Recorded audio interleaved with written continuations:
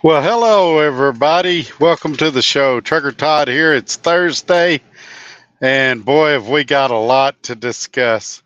We're going to jump all into it. We're not going to delay a whole lot. I just want to say hi to some people that I have not said hi to yet. Let me also get the banner up there. Everything seems to be working better tonight.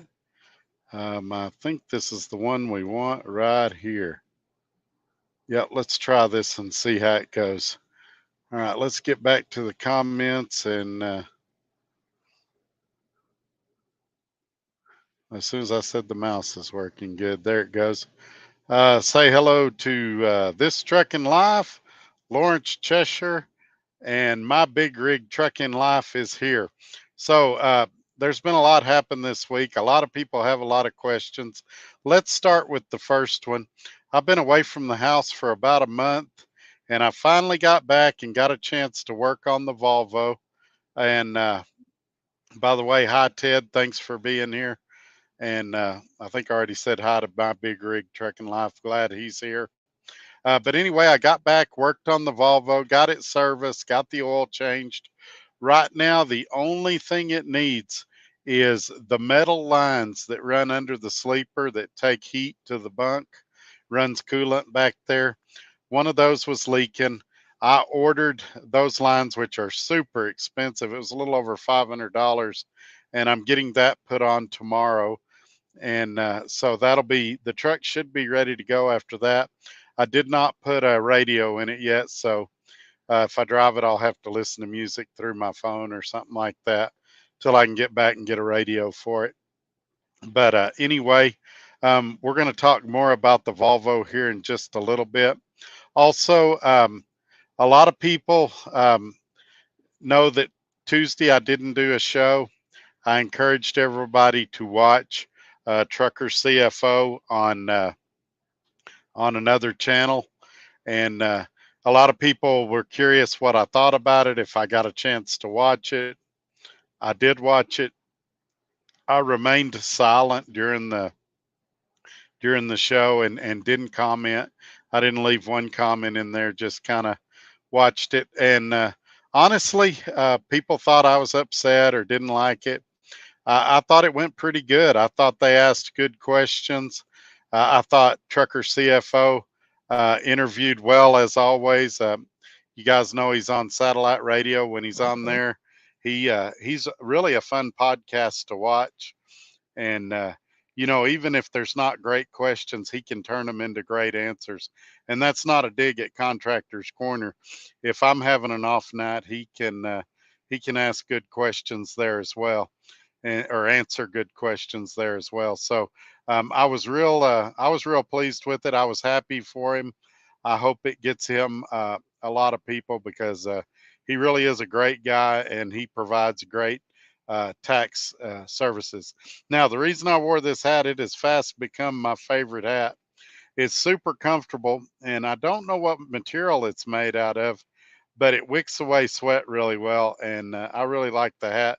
I've also got on one of his shirts, and I did that. He's still going to be coming on this show, uh, just like he has been the last Tuesday of every month, just like he continues to do satellite radio. So there's no animosity there. I don't have any problems with him doing other interviews or appearing on other shows. A lot of people thought because of the history with me and that other channel that there might be some issues, but I assure you that there's not. And after I make my announcement tonight, there will probably be even less issues. My good friend John Toohey is here and Roger is here. Thank y'all for joining. Now let's get to the question that everybody wants to know. Did I leave Swift? And the answer is yes, I did leave Swift. I turned my truck in yesterday, and I had conversations with Swift as early as this morning. Now, this is the part of the show where a lot of YouTubers would start bashing the company. Oh, Swift's terrible. Swift's this, Swift's that. And that's not me. I'm not going to trash the company or anything like that. I'm just going to say a couple of really good things that they did this week, and we'll kind of go from there. The first thing they did was I had a recall that needed to be done on this 2022 Freightliner I had with them by April 13th. Now, for several weeks, they said, no, no, it's nothing. We just haven't updated our system where you did your oil change. Then at the last minute, they said, oh no, it's a recall. It's got to be done by April 13th. I found out it was an exhaust bracket. Man, I can't talk tonight. An exhaust bracket that needed to be examined and determined if it needed to be replaced under the recall. They sent me 2 loads that were perfect to get that done. And due to some things going on here at the house, I had to decline both of those loads. On Tuesday, I did attend an orientation with another company, and and that even on Tuesday, I was still trying to decide if I really wanted to leave Swift or not. Um, so this morning, my OOC called me, and I did some boneheaded things. We'll talk about those too. But my OOC called me. He said they'd love to have me back. The truck's still in Dallas if I'd like to come back. And I explained to him at this time I would like to go a different direction. Now, I've told you guys in the past that if I ever left Swift, it would be a vertical move. And what that vertical move means is that I'm going back to the spot market, and I realize this isn't the best time to go back to the spot market. But keep this in mind: the same people told me that it's not a good time to leave the spot market and go to Swift. And I did that, and I was the most successful I've ever been at any company with Swift. So, I tend to do things kind of ahead of the curve a little bit. And, you guys may be right. I may regret this, but I'm willing to take that chance. The Volvo we mentioned earlier, I really wanted to use that truck. Originally, I wanted to lease it on to Swift, but because of all the changes that we're seeing here lately, I decided that I wanted to go a different direction and get back into the spot market. The company I'm going to has over 400 brokers that are approved to use. I'll be negotiating my own rates, and I'll be as close to having my own authority as you can get without actually having your own authority. Um, and so that's what I'm going to be doing. Now, I won't be saying tonight which company I'm going to. And the reason is the one thing we all hate is a guy that goes to a company and starts saying, come to work here, it's so great, before they've even pulled their first load. And I don't want to do that. I'd rather go there, work a few weeks, and give you some honest feedback. Is it as good as I think it's going to be? Things like that. So there will be videos coming in the coming weeks where I'll talk about where I went, if it's good or bad, and things like that. Now, also, some of you that have come to Swift lately, don't worry, I'm not abandoning you. I'm still going to be here. I'm still going to try to help you. I still think Swift is a great place. I don't regret doing the lease purchase here at all. I still think Swift's a great company. And matter of fact, in the comments today, I debated a few people that were upset with Swift. They're definitely going through a tough time right now, especially with freight, and other companies are not going through the same type of problem. And I don't know why that is. I want to answer this question though. I said I wasn't going to say which companies or what not companies, but this has been a recurring theme. If I can get my mouse over here, my big rig trucking life. Are you going back to Dart? No. I have not had any discussions with Dart in recent memory of going back to work with there. A matter of fact, a good guy that works over there, Road Scholar, just did a video this week. He's actually having trouble with Dart right now, and he's been a big Dart fan in years past. So um, they were never under consideration. They were never on my short list, although they were a great place to work too. The thing at Dart, I didn't like their safety department, and I didn't like their shop in Ellenwood, Georgia, and I didn't like their shop in Lancaster, Texas.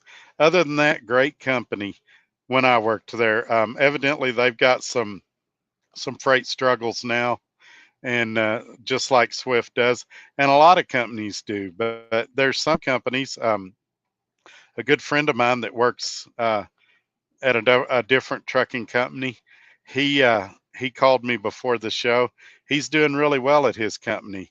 Another guy, but he's a company driver there. Another guy, he leased an SFI truck, went to JB Hunt.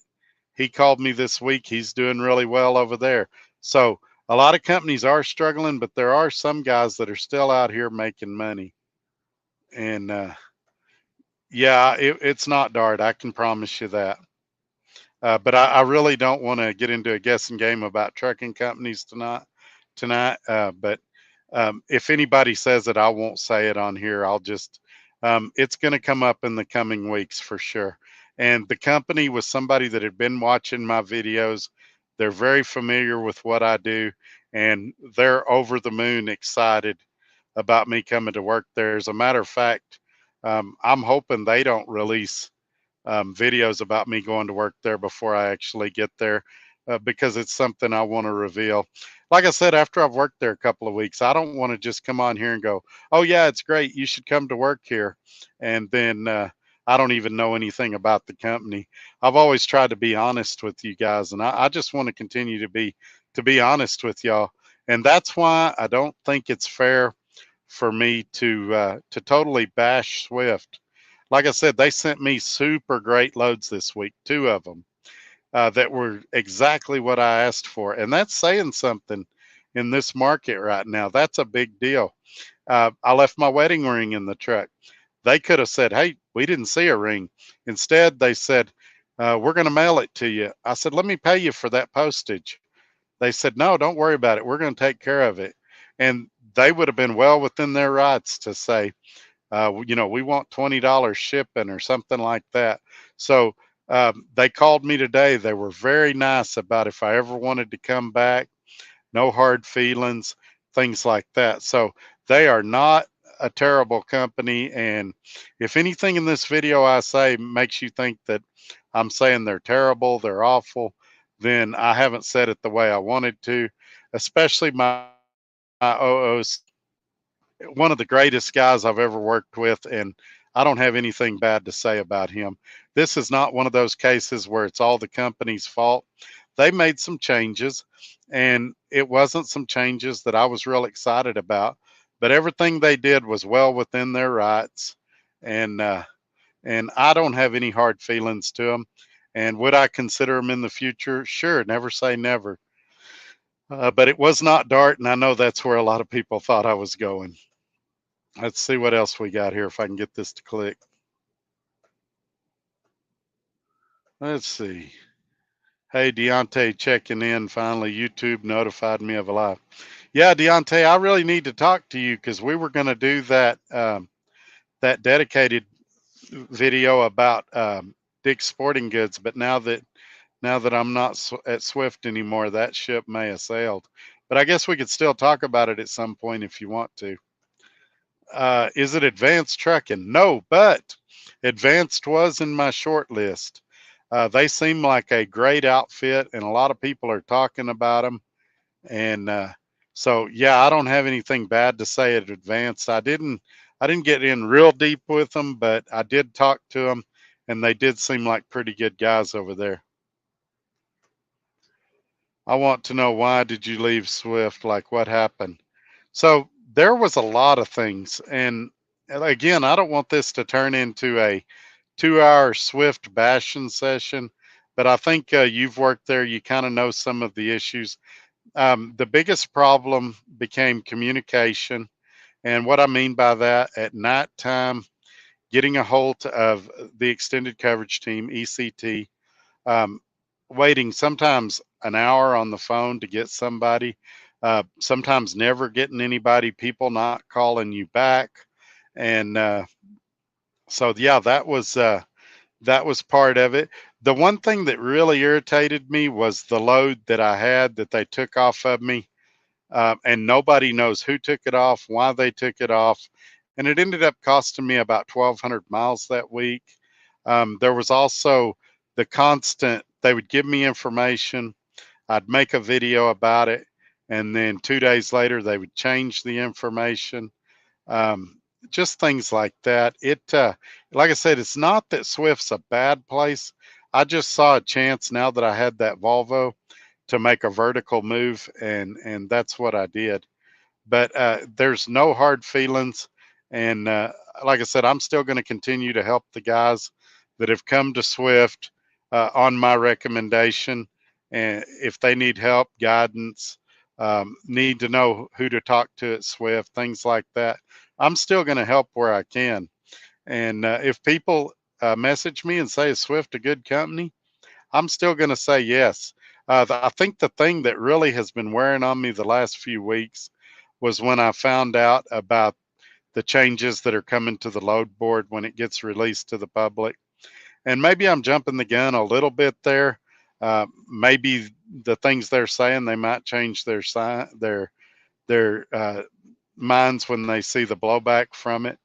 Then you've got all the insurance changes and the camera changes and all the micromanagement that's starting to take place. I just saw the company going in a direction that, again, from an ethical standpoint, they're well within their rights. They can do what they want to do. But I had to make a decision if I wanted to be a part of that or not. And so that's I hope I answered your question there. I'll be happy to talk more about it if you need to. Um,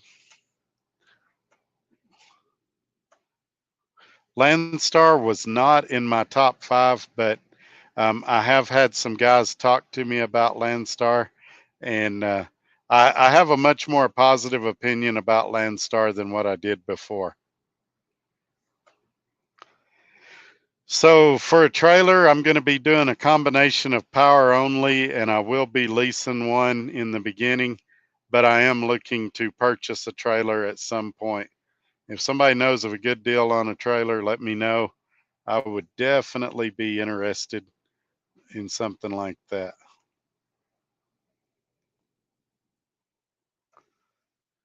I was thinking of doing Swift, but to a few driver that have done SFI and they're doing all right. Yeah, I think my opinion's slowly changing on SFI also, but a lot of it just depends on where you lease that SFI truck on. Not necessarily just the company, but how SFI scores them and how much down payment you're going to have to put and all of that. So my good friend Joe Wentz coming through with the $20. I really appreciate that, man. Right now I need it more than ever. I'm spending money like a rocket, like a rock star, and the company I'm going to pays a week behind, so it'll be 2 weeks before I get my first paycheck, and I've literally spent thousands of dollars, doing the title transfer and moving the truck to Texas and all of that. So money's getting a little tight. It'll be around the first of the month before I get my first check, and so it's going to get close and kind of tight on some bills and stuff. But if I can survive the next 2 weeks, everything will be good.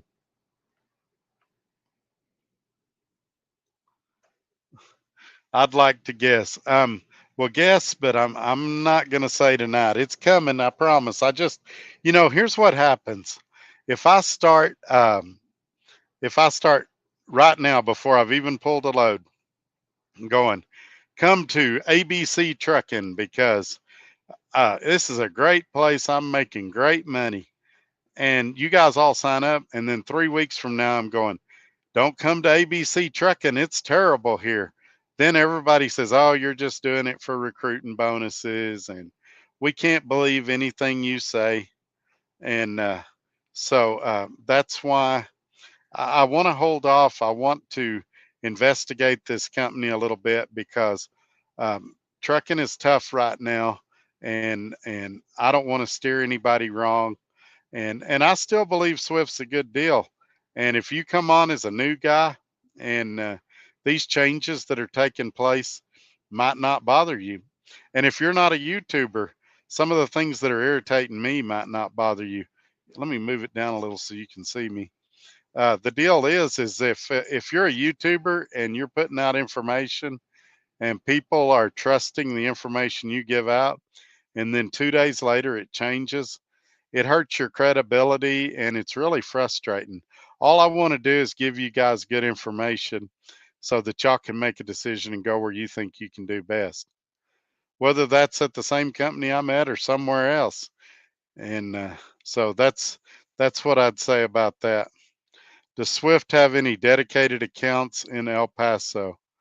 I would like to think they do, but I honestly don't know. That'd be a Michelle question. Um, I knew a guy, he may be in here later tonight, that he did from somewhere in California and dropped in El Paso at the terminal, and then they took it from El Paso to somewhere else. So I'm sure that stuff exists. Swift has a department called driver placement, and I would call them and they could tell you what they've got if you're already at Swift. If you're not, talk to Michelle and she could probably find out for you. Talked to a few guys that are doing SFI and are doing all right. What have you heard? I've just got the one friend that got the SFI truck. He's running the JB Hunt load board, and he's getting some really good loads. He's doing really well. Now, this guy that's doing it, though, he's a smart cookie. He's doing a lot of 250, 300-mile loads and getting killer rates. And so if you know your stuff, you could do real good over there. He's really excited, but he's only been there about a week and a half. Let's give him a few weeks before we all start celebrating. Let's see what else we got here.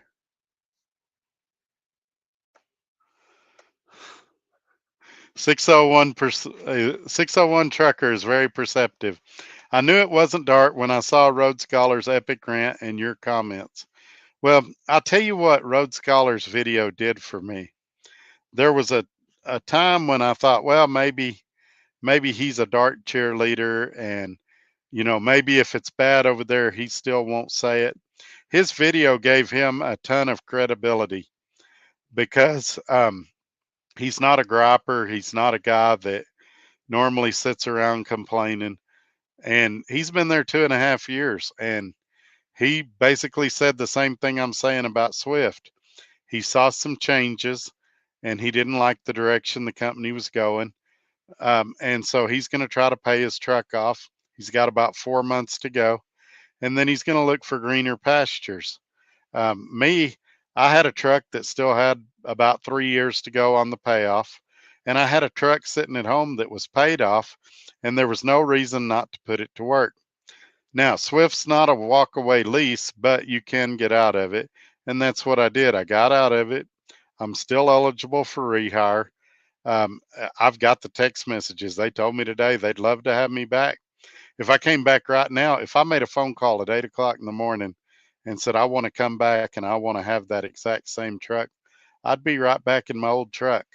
But I've got a perfectly good Volvo sitting here that I've spent a few $1,000s reconditioning, and it makes perfect sense to put it to work. Now, should I have put it at Swift? Maybe. Time will tell. But with all the changes that's going on and the constant saying we don't have any freight, you're in a bad area, I decided to take a chance and take the reins again, just like I did at Dart, and do the load boards. And I feel like with over 400 brokers, I've got a pretty good shot at success. And if my truck craps out, they do have a lease purchase. If my truck does not crap out for a few months, then I'll have enough down payment I can just go out and buy a nicer truck. And so that's kind of my strategy at this point. But yeah, I really respect Road Scholar and him being as honest as it was. I know that was a hard video for him to make because he has been a big fan of the company. And a lot of the big YouTubers over there, or I say big, the ones that took over after I left, they've decided to go on to greener pastures as well. Yeah, that's fine. Yeah. I wish I could have got a hold of you, man. It would have been a good video. But you never know. We may get a chance to do something in the future. All right, I'm going to answer this because this is a great question. Do you feel like Swift gives loads to company drivers over lease ops, and that's why freight is down for ops? I'll take it a step further than this, and it's because of what they told a driver this week. I believe they're rationing loads. Uh, One of my friends that he's normally in here, I think he's driving right now. He'll be watching the replay. They took a load off of him this week and they gave it to another driver and basically told him that other driver needed it more than he did. Now, the way that translates to English is we're rationing freight. We're giving it to the drivers that we think financially need it the most. So, um, could that have been one of the reasons I was getting more stuff and running 3,000 miles? Maybe. I'm not going to question their motivations. Maybe it's because, I'm high profile, more people see me. But basically, they felt like he was successful enough that they took a load away from him that he was pre planned on and gave it to another driver. Again, I think a lot of companies do that. Uh, I was at another company a few years ago and they said that uh, they had two trucks sitting in Washington, and one of them had made 2,500 that week, and one of them was 500 in the hole. And they gave the load to the guy that was 500 in the hole because they figured the guy with 2,500 had money and the other guy didn't. And we can argue if that's fair or not fair, if it's right or wrong. But I just think if they gave this guy the load, they should have let him keep it, and the sales department should be finding that other guy another load. Zartran, huh? I will check them out. I'm writing them down right now. Zartran. Yep, I do need a trailer. Like I said, money's kind of tight right now, so I'm going to have to work a couple of weeks before I can do anything else. I'm really nervous. If any of you that's talked to me on the phone know that I've really overextended myself. I went and did a DOT physical this morning, and my blood pressure was at like stroke level because I was so stressed out. And they put me in a quiet room and had me lay down for a little bit, and then my blood pressure back down to where it should be. But just a lot of stress right now. I don't enjoy changing companies, and I'm glad that Swift and I are parting as amicably as we are. Talked to a guy here in Houston, only 2,500 down on a 2023. Oh, that's awesome. That's awesome. I definitely need to find out about that. Wonder what the monthlies are on that. Okay, so it's not Jeffrey Likes Company. I got a quick comment, and if I keep saying, you guys will get it through process of elimination. First 2 weeks, no truck payment. Wow, that would be good. What are the payments after that 2 weeks? We're talking about trailers, by the way, Lawrence, but SFI 1,100 average payment a week and up to 8,000 security deposit plus 500 move fee to move the truck can work for some. Uh, yeah, but the move-in fees more. For example, they told my friend that went to JB Hunt if he wanted to go to the company I'm going to next, that I think he was going to have to pay 3,000. So it's different. It's different if you depending on who the company is and how they pay and things like that. Would you have left Swift if you didn't have the Volvo? That's an excellent question. Um, Maybe, maybe not. I don't know. That's it's kind of a hypothetical. I think all of us have the goal of truck ownership at some point, and I if things were like they are now, I would have probably waited 2 more months, paid the 10 or 12,000 down, and ported the truck out. But everything changed when that Volvo fell in my lap. And again, I'm not coming on here saying Swift's a bad company. I did not fail at Swift. I made a lot of money at Swift.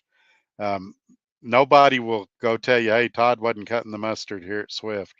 Like I said, if that starts going around, I'll put out the text messages they were putting out today. I did very well there. I made a lot of friends. I met a lot of really nice people. But the opportunity of a lifetime fell in my lap, and I was able to buy a decent truck that, for a little bit of work, could become an average truck, and I can run it for 9 or 10 months and make a lot of money. And if I've miscalculated and that truck craps out, I can trade it in, get another one. I can do one of these SFI trucks like these guys are talking about.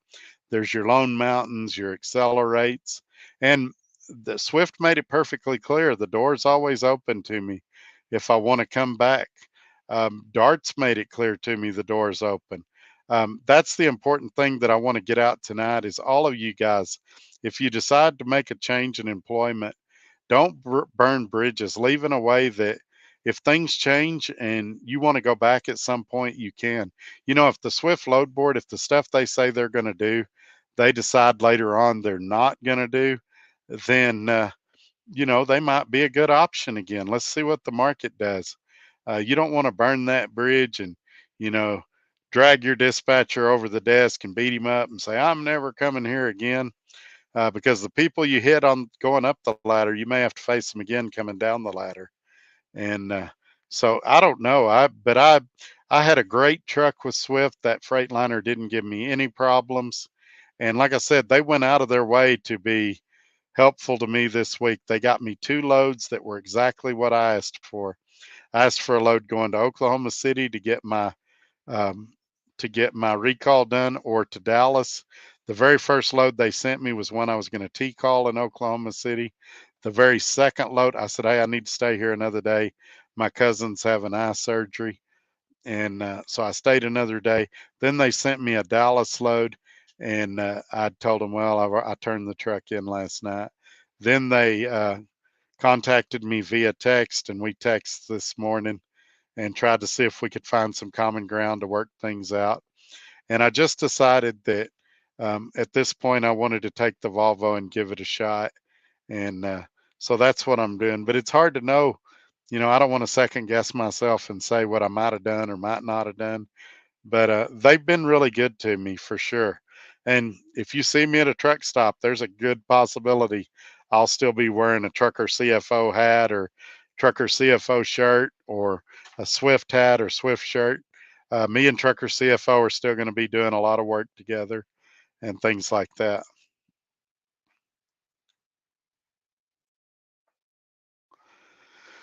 And what are these changes? I've been tuned out for some time. Are you not still working at Swift? I thought you were still working there. But anyway, you don't have to answer that on here. Text me the answer about that. But what we found out is, and I've got to preface this because it's going to confuse a lot of people. Right now, while we were beta testing the load board, I'm no longer on it. Um, we were being paid for the first 100 miles of deadhead. When they release it to the general public, you know, to where any Swift contractor can get on it, they are not going to be paying deadhead. And while that's normal in the deal I'm going to now, where I'll be running the load boards and the spot market, the difference is now I'll be paid percentage. I'm going to be paid 80%, and I'll be able to negotiate the rate. Matter of fact, the company won't even know what I'm doing until I send them the rate con. It's identical to what I was doing at Dart. And so that's the difference. I have some say so in what the pay is. To take deadhead away at Swift on the load board results in about a 20% cut in pay. Now, what they say is, well, if you don't like it, remain dispatched. And I think that's really the goal. Again, I don't want to speculate or things like that, but I think that that's why they've drugged this load board out for so long. And I think that's why they're coming up with crazy stuff like this, is because they're hoping most people will just stay dispatched for that extra deadhead pay. And So that's, they may change their mind. If a bunch of us quit over it, they may say, you know what, we're going to increase pay 10 cents or 15 cents on the load board to offset deadhead. Sorry, I'm burping. Or they may say, we are going to pay deadhead up to a certain amount. But to take it away from the general public that's been waiting 3 years for it, it's going to cause a lot of problems. And so it, for some people, it's not a big deal. But right now, with freight the way it is, I think it's a big deal that they're going to take the deadhead away once it's released to everybody and it comes out of beta testing in August or whenever they do finally release it. When I had an SFI truck, it was 7K to move it to a different company. Yeah, it's different for every company. There's a few companies they really like, and those companies it's a little cheaper. One of those companies is Landstar. Matter of fact, they almost try to convince you to go to Landstar when you talk to them. So the new company I'm at does do a very limited lease purchase. They don't do a lot of it. They really encourage you to have your own truck. There's no camera requirement, no nothing like that. And we're going to be talking about them. I got super cheap truck insurance through them. I canceled my OOIDA insurance today. And so, yeah, it that may be an option for some people. It's with the amount of years I've got, it's not going to be an option for everybody. I'm going to encourage guys, if it's a good company, to get a truck from other sources, and I'm even going to offer suggestions and kind of throw my weight in to help guys. 'Cause I still want to help guys, whether they go to Swift or go to where I'm going or go somewhere else.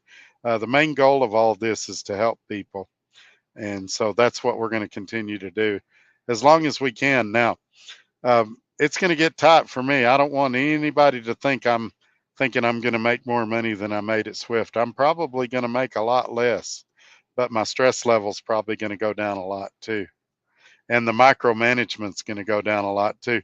Here's some other stuff Swift started doing. The terminal I was based out of, they started requiring that you route yourself through a terminal and get your mirrors checked to make sure they were in alignment. They also started making us do a Thursday afternoon call in, which the first two I went to were pretty good, but I don't think you should be requiring that of independent contractors. I think it should be optional. And, if they want to say, hey, this Thursday, the last one was about becoming a mentor, a trainer. Say, hey, this Thursday, we're going to talk about becoming a trainer. If that's something you might be interested in, please join us on that phone call. But yeah, that's it's just stuff like that. A few years ago, they had a lawsuit where they got sued for misclassification, and it's like they remind me of a baseball player getting a lead off of a base. Every day they're trying to step a little further away from that base, and I think eventually it's going to come back and bite them. It wouldn't surprise me again if they don't get hit with another misclassification lawsuit at some point. And I'm not wishing that on them. It's not going to be initiated by me. I wish they would take a second look at the things they're doing and suggesting right now, because they really are a great company. And 2 months ago, they were a lot better than they are right now. And I think they're going to start to see a lot of guys leave there, and that's a real shame because there's a lot of good people that work there.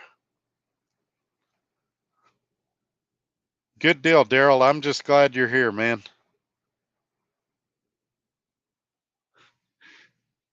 You sure did, Daryl. You need to go back, and this is definitely the video you need to catch on the replay. I answered a lot of questions in the first 10 minutes. We talked about the Volvo and what I've done to it. We talked about the other YouTube channel and Trucker CFO going on there, what I thought about that interview and things like that. I dropped a load in Houston this morning from Oklahoma City and picked up 2 hours later going to Butte, Montana. Yeah, exactly. Exactly. And, I'm talking to guys at other companies that they say they're doing great. Now, some people are saying the spot market's still bad. Some people, like my friend that went to JB Hunt, he says he's still doing good. So I think those that want to succeed will succeed, and those that want to complain will complain. And again, I don't want to um, turn this into a swift passion session, but I do believe there's some micromanagement going on right now. And I do believe there's some load rationing going on right now. I have no way to prove that, and I could be totally wrong, but that's just what it feels like and what I'm hearing from the guys I'm talking to. I'm afraid the spot market has been taken over by cheap labor, just like roofing, drywall, and other contracting jobs. Well, that's a good point, but here's what you got to keep in mind. Ford Motor Company, GM, Chrysler, they sent a bunch of car manufacturing jobs down to Mexico a few years ago because the labor was so much cheaper. And they had all kinds of quality control issues. Ford sent a lot of their economy cars down there, and because they needed the cars to be cheap and the labor was cheap down there, and they ended up bringing a lot of those jobs back to the United States because of quality control issues, and it was good PR for them. And I think the same thing is going to happen here eventually.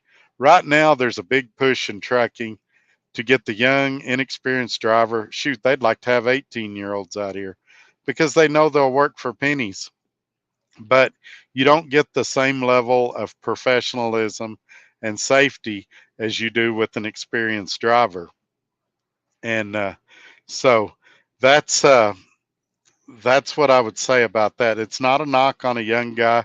You know, I started young at 23, but it's just saying a guy that's been out here 20 or 25 years kind of knows when to park the truck if it's too windy, knows when road conditions are too bad to drive on, those kind of things. And, you know, after a few accidents, that experienced driver is actually cheaper than that guy that's just starting out. What about Amazon? Amazon's another great choice, especially where I live in Lubbock, Texas. We've actually built, I believe, 2 Amazon warehouses here.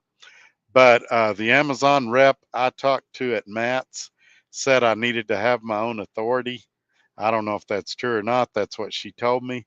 And as I've told you guys from the beginning, I really don't have an interest in getting my own authority at this point. Could that change? Sure.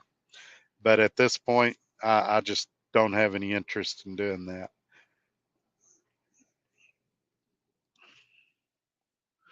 Yeah, it was really difficult for me. Here I am Tuesday sitting in a virtual orientation, and they had some internet problems and stuff like that. And I almost said, I'm just going to stay at Swift and made the phone call to put my Volvo on at Swift. But I kept thinking about all the stuff that's going on right now. And I decided it's time to make a vertical move. And, but even today, when my OOC was texting me and I was talking with my wife, it's tough to leave. And I hate moving out of trucks. It took me 2 days to move out of that Freightliner, and I'm still moving stuff into the Volvo. And so that's what I would say about that. But yeah, it's they are not bad people, and I'm probably going to overemphasize that in this video because I hate watching YouTube videos and the guy's like, I did everything perfect and the company sucks. That's not what I'm saying at all. Um, I definitely didn't leave the way I wanted to. The truck was dirty on the inside and out.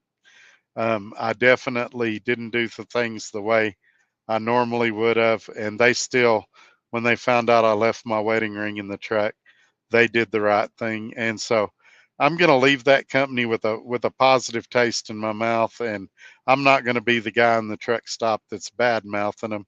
And I hope I still run into drivers out here on the road from Swift that recognize me, and we can still all be friends in all of this. Yeah, is different for every company you select with SFI. Yep, that's true. Their deposit is different for every company. The cheapest is if you lease it to Snyder. And I've got a friend that's wanting to do that right now, get an SFI truck and lease it to Snyder. But I've heard a lot of people struggle if they take it to Snyder, but I guess he'll be the guinea pig and we'll find out through him. I buy a trailer, come lease to me. Yeah, there you go. I've already made a commitment to some people. Do you know how flatbed division is doing by chance looking to lease on? So what I've heard is flatbed does pretty good, but they have pretty specific running areas. And so it's not for everybody. But that'd be a better Michelle question. But I've had several flatbedders contact me and say they're doing real good with Swift. What's up, Todd? Hey, Gregory, thanks for being here, man. Where did you find such a good deal on your truck? I'm looking to become an owner op. So one of the guys that's my moderator, he's not in here tonight, 38M, was a big fan of the show. He bought the truck and was going to lease it on to Swift. Him and his wife was going to drive team. He thought he would be able to teach her to drive a 10-speed. She drove it in traffic and got really nervous and was afraid. So they ended up not leasing it to Swift, even though the truck had already been approved and everything. And they ended up doing a lease purchase with Swift. He knew that I was really wanting to buy a truck, and I contacted him. I said, "Hey, man, I wish I could buy that truck." And he said he paid 10,000 for it. And I was like, "Oh, I know I can't do that." And he said, "Todd, because of you and the way you are," he said, "I'd like to sell it to you for 5,000." And so I gave him 2,000 one week, and like a week or two later, I gave him the other 3,000. And actually, I gave him the last 3,000 when I picked the truck up. And it was just because we had had a lot of phone conversations. We've actually become pretty good friends, and and he wanted to do something nice for somebody.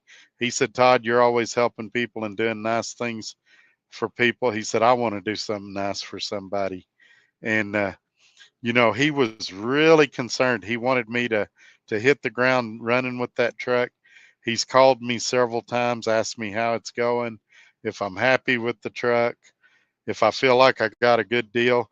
He said he's received a lot of negative comments from people asking him why he sold the truck so cheap. And he just is a good person that wanted to do something nice for somebody. And those kind of people are few and far between and hard to find. I don't know that you're going to be able to find the same deal. And but yeah, that's why I can't just bring it to Tahoka and sell it for, or I mean to Lubbock and sell it for a big profit, is because it's not fair to he gave it to me hoping to help me out, hoping to get me a head start, and so I want to take advantage of that. And he said he feels comfortable in this. Keep in mind, this after he already got the money. He could tell me anything. "Hey, Todd, it's a piece of junk. I think you should get rid of it." But even like last week, he told me, he said, "I don't think you'll have any trouble with that truck for the next year." He said, "I feel very comfortable that that's going to be a good truck for you." And I said, "Man, if I could get 8 or 9 months out of it, I'd be happy." So none of us are having grandeur of, oh, I'm going to drive it 15 years or something like that. But we are thinking, 9 months to a year, it should be a really good truck. And so that's how I came across it. I was just really fortunate. And this YouTube channel, um, that's been one of the biggest benefits of it, is I've made a lot of really, really good, loyal friends. And I'm grateful for every one of them. "Oh no, you're leaving Swift. I'm supposed to start Monday." Yeah, Marcus, but I don't want you to worry. I'm still going to be here. You can still contact me. I'll still try to help you. If you have problems, I will still put you in contact with the people you need to be in contact with. Now, due to the constraints of time, new people that are wanting to go to Swift, I probably am going to have to limit how much I do there. But for guys that have come to Swift because they watched my videos, I'm not going to abandon you. I'm still going to be here for you. So don't worry. Parker and parked and been listening. Glad you're taking a chance and bettering your business. Who cares where you're going? Wish you the best wherever you go. I respect that you're not telling us where you're going. Thanks, Tim. I appreciate that. I'm here. I just quit doing the meetings, etc. Yeah, somebody had told me you got on a really good dedicated account, and I hope you did.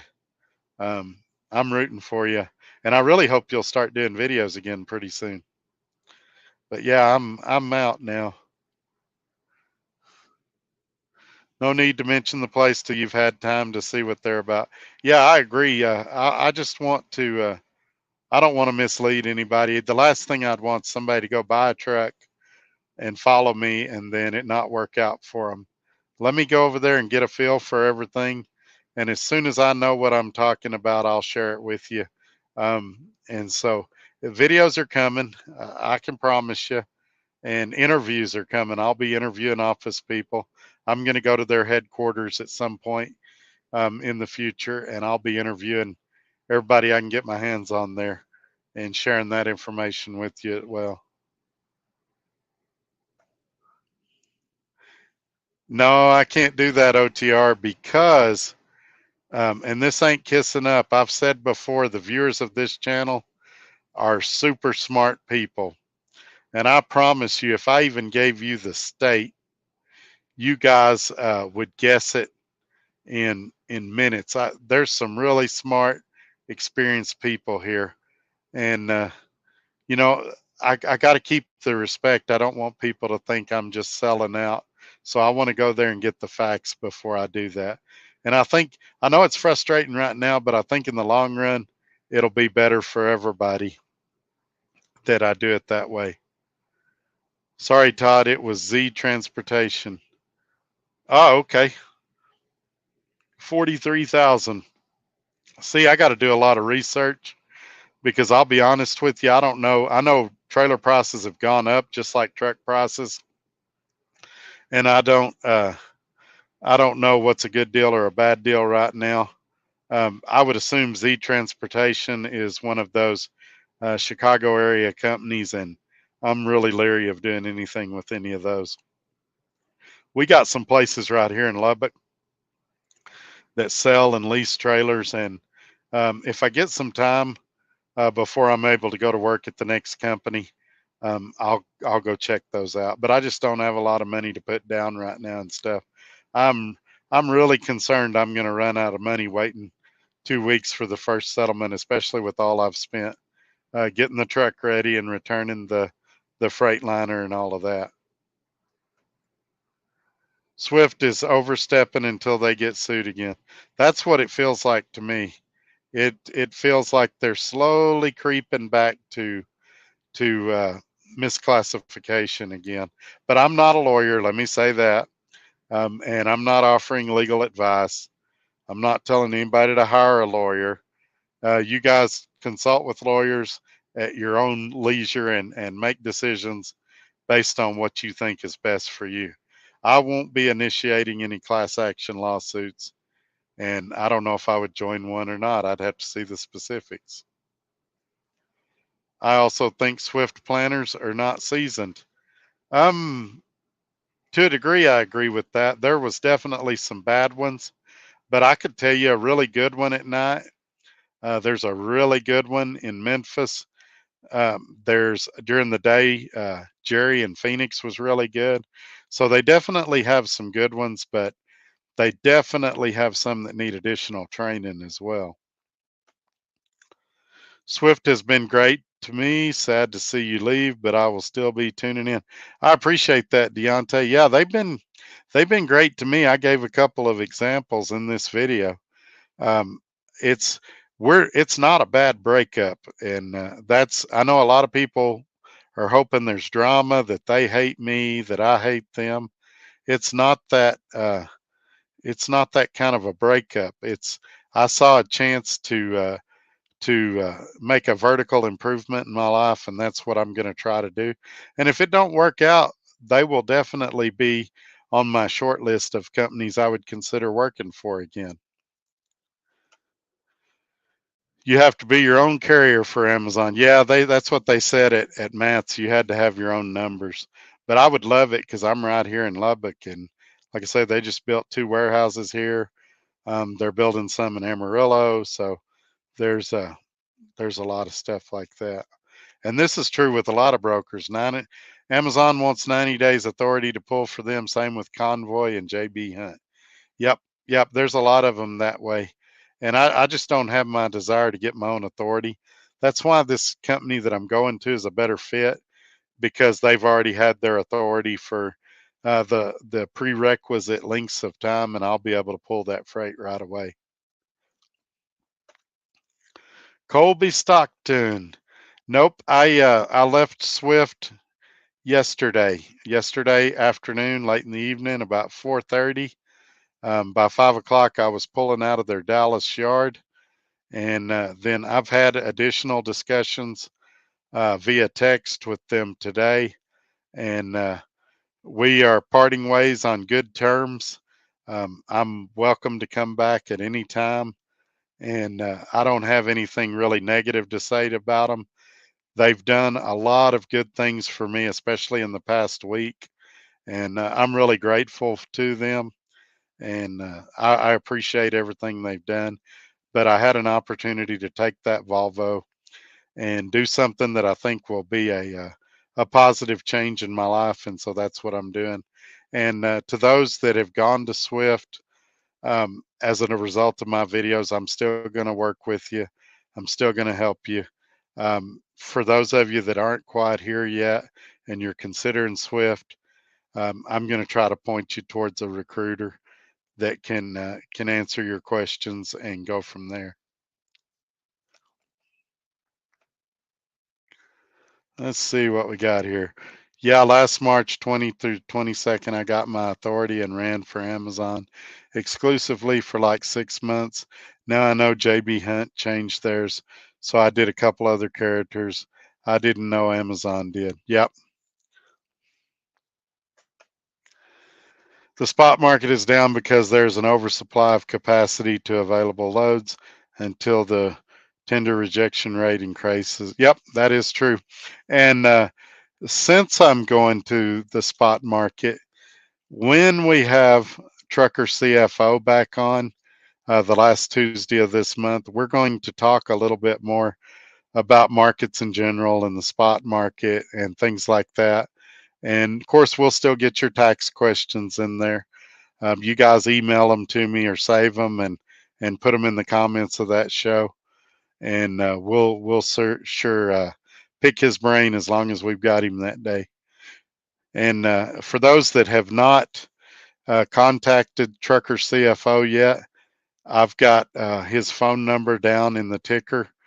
Give him a call, tell him you've been watching, and ask him your questions, and he'll get you he'll get you squared away, answer your questions. And I think you're going to like them a lot better than ATBS or some of the other tax services that are out there.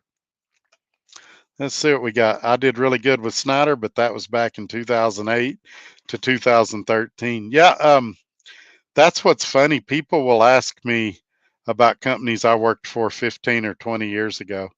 And I'm going, yeah, they were pretty good back then, but I don't have any idea how they are now. Companies change, and the companies that we're saying are terrible right now, in 2 or 3 years, they might be the best places to work. And companies that we're saying are great right now, they might be awful in 6 months. That's why you have to do your research. And just because I've got a YouTube channel, still do your own research. What's a great company for me might not be a great company for you. And some of it depends where you live, some of it depends how you want to run. I'll give you an example. Roadrunner. When I worked at Roadrunner, it was a pretty decent deal. I ran my tail off 42 to 4,600 miles a week, but it was mostly overnight loads. Some of you guys hate driving overnight. So if you're the type that can't drive overnight, Roadrunner might be great for me, but it might be terrible for you. And that's what you have to keep in mind. Let's see. I saw that comment was Colton, that wouldn't be Trucker CFO, would it? We leased on with KTM through Amazon. You can get in that way and pull for them, but it's only good during the holidays. Yeah, the big draw to the company I'm going to is they said almost 500 approved brokers. I say over 400 to play it safe. But, I should have endless options, more than you can realistically look at. When I was at Swift, I had 12 to 14 that I regularly looked at. And so that's what I'll do. It'll take me, 30 or 45 days to go through all those brokers and see which ones I find myself contacting on a regular basis. But you can rest assured I'll figure it out. And in doing that, I'll also figure out what areas the other ones are good for. And so when you guys follow me to the next company, I'll be able to tell you, all right, you live in Georgia. These are the ones that are probably going to work best for you. All right, you live in Connecticut. This works best for you. Nevada, this works best for you, like that. And so um, it's going to be, every company you work at, there's a learning curve and you have to develop a strategy. But I can usually figure it out pretty quick. And I'm not going to be selfish. I'll share that information with you guys. But I want to remind you guys, those of you at Swift, don't worry. I am not abandoning you. I'm still going to help you. Some of you that are considering them, I'm not abandoning you, but I'm going to refer you to a recruiter pretty quickly, just because I'm focusing on this new company and the load boards and things like that, and so I've got to divvy my time up a little differently. But I'm not going to leave anybody high and dry, and none of you are going to feel like I abandoned you. Tim, yep, I think they're trying to push out new carriers. Rates are up in the oil field right now. We're getting up to $38 a mile on 90-mile loads. Yeah, I've heard that. I've seen some other YouTubers talking about that. I've never had a desire to go to the oil field, and especially in that Volvo, it's an older truck, and I just don't know how well it'd do out there. I think it'd fall apart pretty quick. I think initially I'm going to do a lot of shorter loads and kind of test the truck out and kind of see. It takes me a while to develop trust for a vehicle, car or semi. You're right. I'm on my way up there less than a week. Craig, going to the oil field. There you go.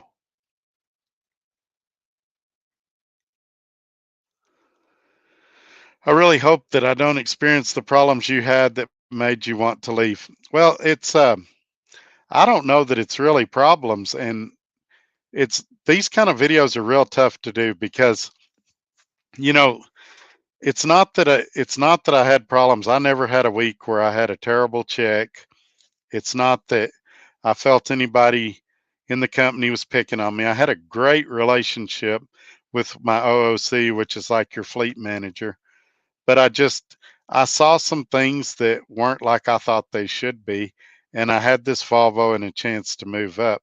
They the load board was a big discouragement to me. The not getting phone calls back, which let's face it, every company is shorthanded right now. But it's it's not that I'm saying they're a bad company, and if somebody asks me, I'm still going to recommend them. But I had a chance to go back to doing what I really loved, which was picking my own loads. I like the challenge of negotiating the rates. I like the challenge of trying to figure out where the good areas are, where the bad areas are. And so I found a company that had been watching my videos that was real excited about me. And we've been talking for several months now, actually, on and off. And everything came together where it made sense to make the switch right now. But this is not a bad breakup between me and Swift. I don't leave with any ill will towards them. And like I said, they're still continuing to do nice things for me. I left my wedding ring in the truck and they're mailing it back to me. They didn't have to do that. They could have threw it in the garbage and said, we didn't see no ring. They could have said, yeah, we'll mail it back, but it's going to be $50 shipping. or $20 shipping. They didn't do that either. They said, let's verify your address. We verified my address. He said, all right, I'll put it in the mail today. And I said, wait, don't you want me to pay you? He said, no, don't worry about it. And so I'm really grateful to them because I left the truck a mess. I ain't even going to lie. It needed to be cleaned out. I was in a hurry. It needed to be washed on the outside. I'm going to be charged for those things. I know it. But you know, I received better treatment than what I probably deserved just for that. And so that's what I say. You know, I hate YouTubers that come on here and they say it's all the company's fault. I did everything perfect and the company screwed up. Um, this was definitely um, as much me to blame as them. I had an opportunity I couldn't pass up, and I don't have any ill will towards Swift or the people that work there. I like most of them. There's a few you guys know that I don't like, but I like most of them. This had absolutely nothing to do with them coming on the show or not coming on the show, like some people have suggested. It was just the perfect. I'd been out a month. I got the Volvo fixed, and it was the perfect opportunity to make a move like this, and that's what I did. Let's see what we got here. Alfie's getting famous in here. Wonder if they'd lease me a truck. I bet Alfie can tell you. I bet they would. They advertise a lot of that around here for the oil field. I'm in Wysox, Pennsylvania now. Alfie says maybe they would lease you a truck.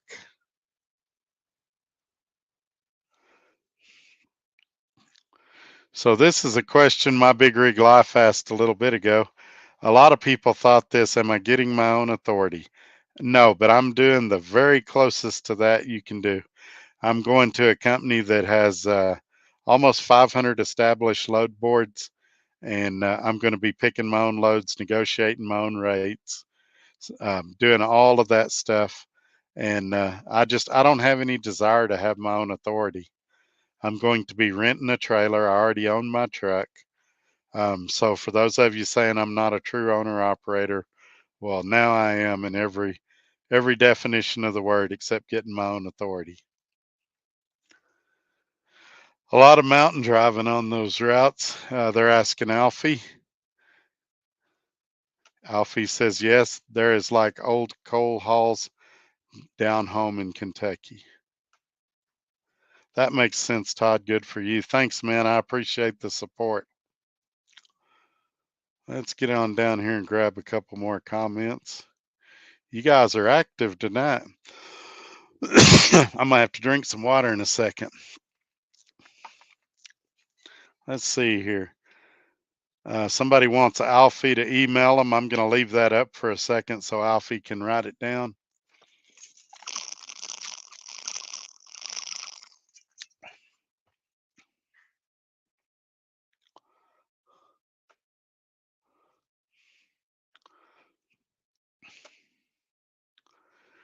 Are you wanting to reach me, Nick, or Alfie?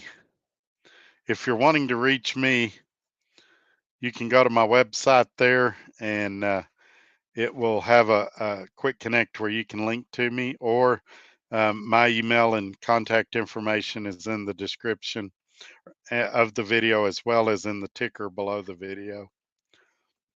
It's also Todd at truckertodd.net is the email.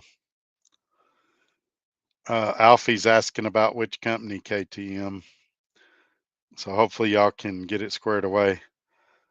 All the info you need is in the ticker and in the description up top. Yep. I try to put it all out there. I just redid it for this video, so there's all new information there.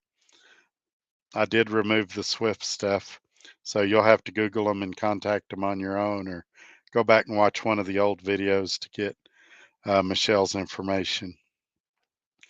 The oil field company, I researched a few, but never got anywhere on their website.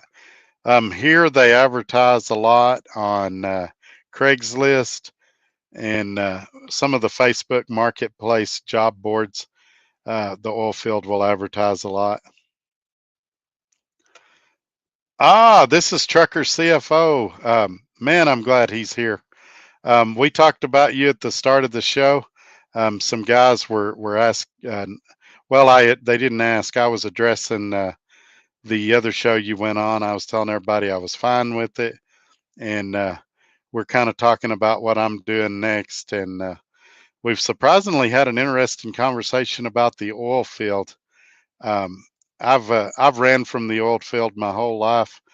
Maybe Trucker CFO will have some input on that, but I know he's going to talk about some spot market stuff and some market stuff when we get him on at the end of the month. And of course, he'll be doing your tax questions too. And so I don't know if everybody saw the shirt. Let me remove his comment. I got the hat on. I really like the hat. There's the shirt. And then on the sleeve, it's got like a flag and his website. And they're really comfortable. So I've wore it. I think this is the second time I've wore it in a video. And I just put it on before the show. I was doing some labor earlier, so I had on other clothes for that. But yeah, um, it's been a good experience working with them, and I hope you'll check them out. Mr. Salamanca is here. Thanks for coming in, man. I'm glad you're here.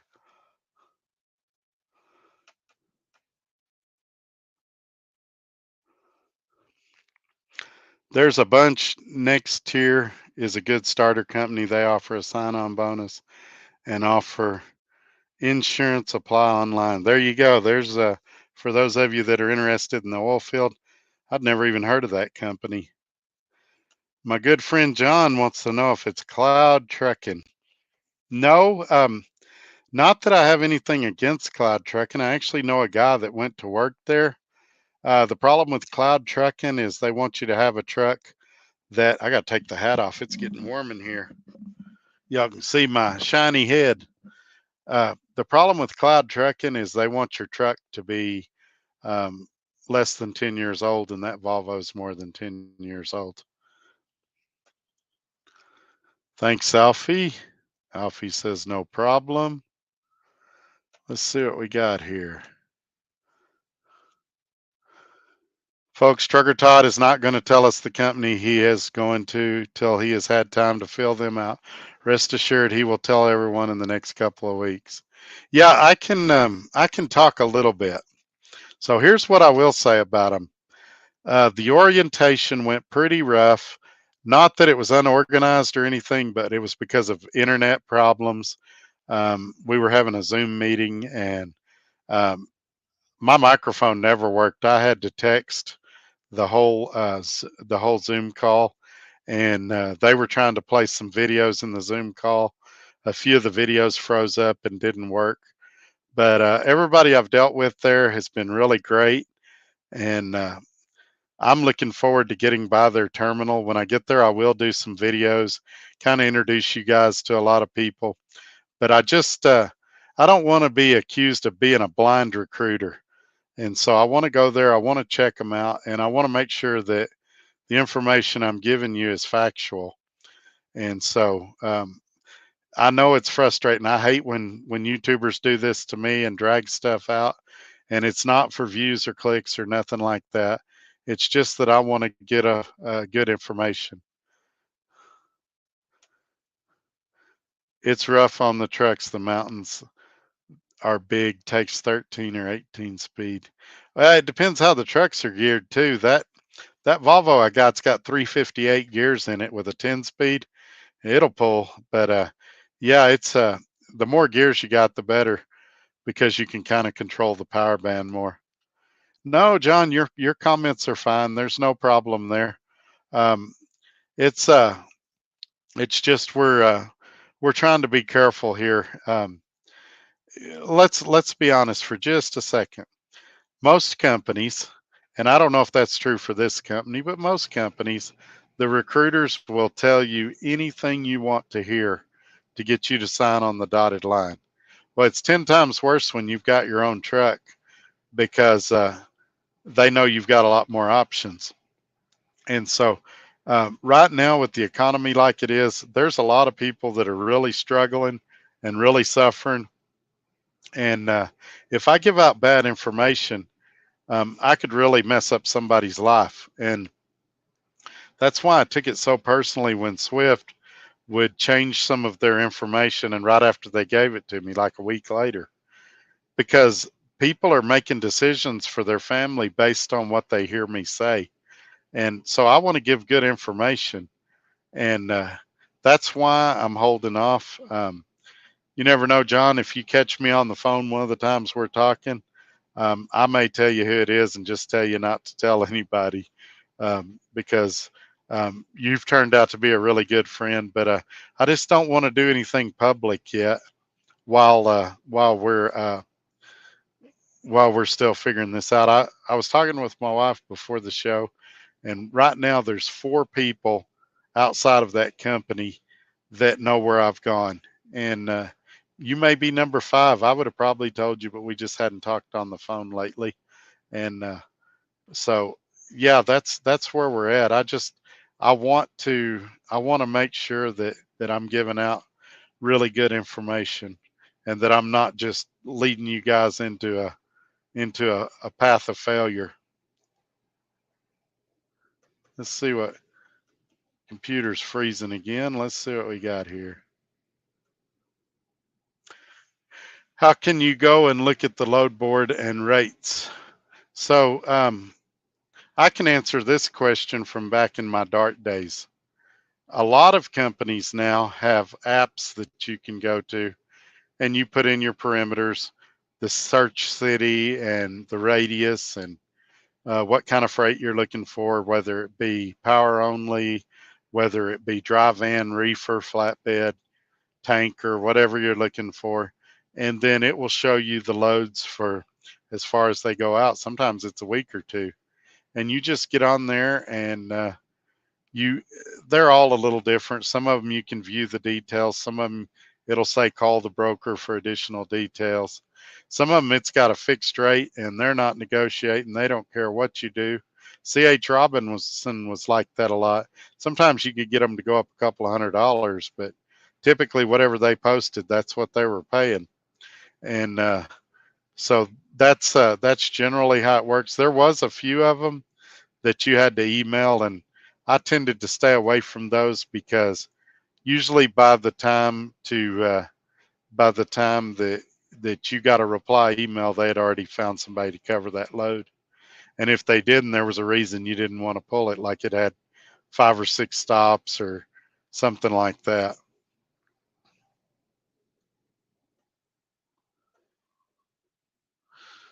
All right, we're just waiting.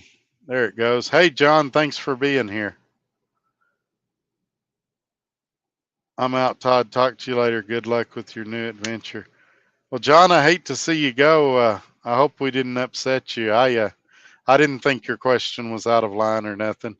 But yeah, off air, you and I can talk about it. I'm sorry if we upset you, but I hope to talk to you soon.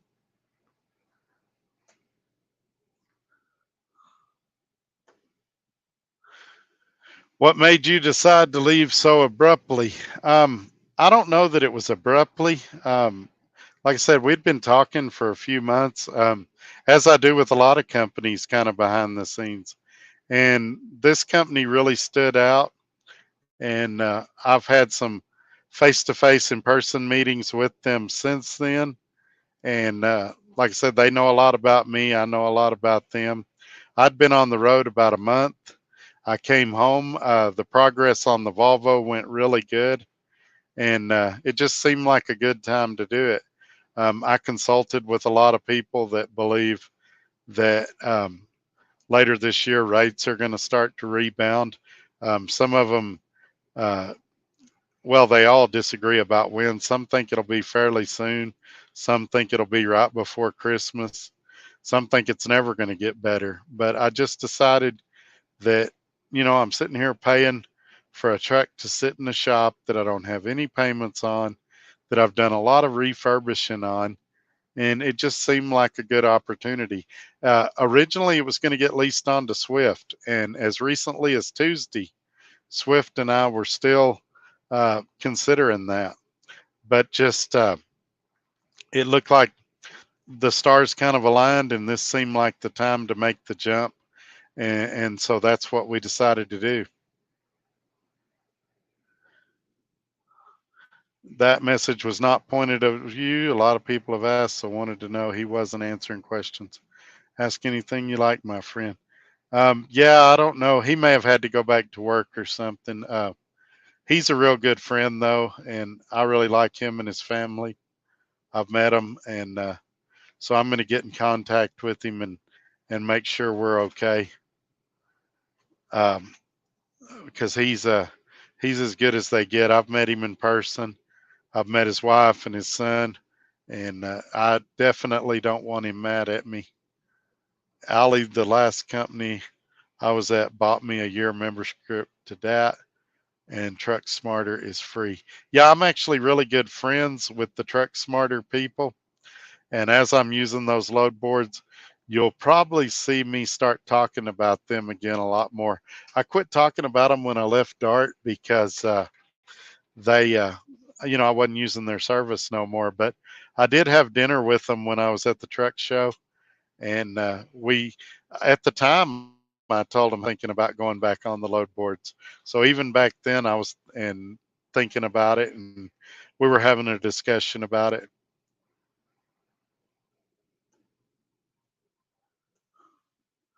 Okay, yeah, I think I did get an email from you. I'll check it out after the show.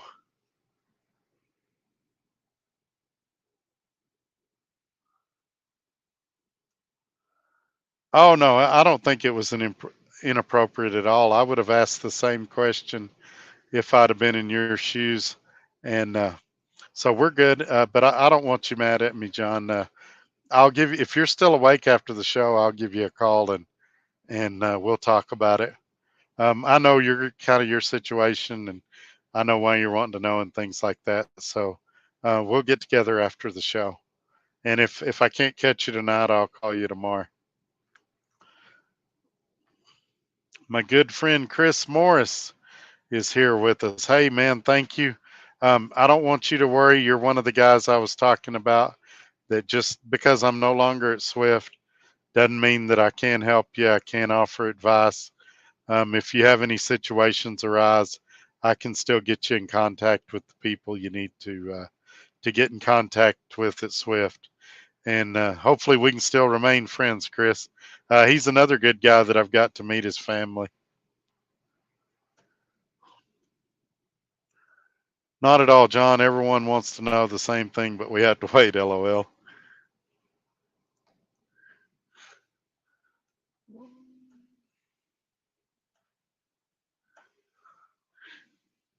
Howdy, Todd. Once upon a time in trucking, YouTube trucking. Well, hello there.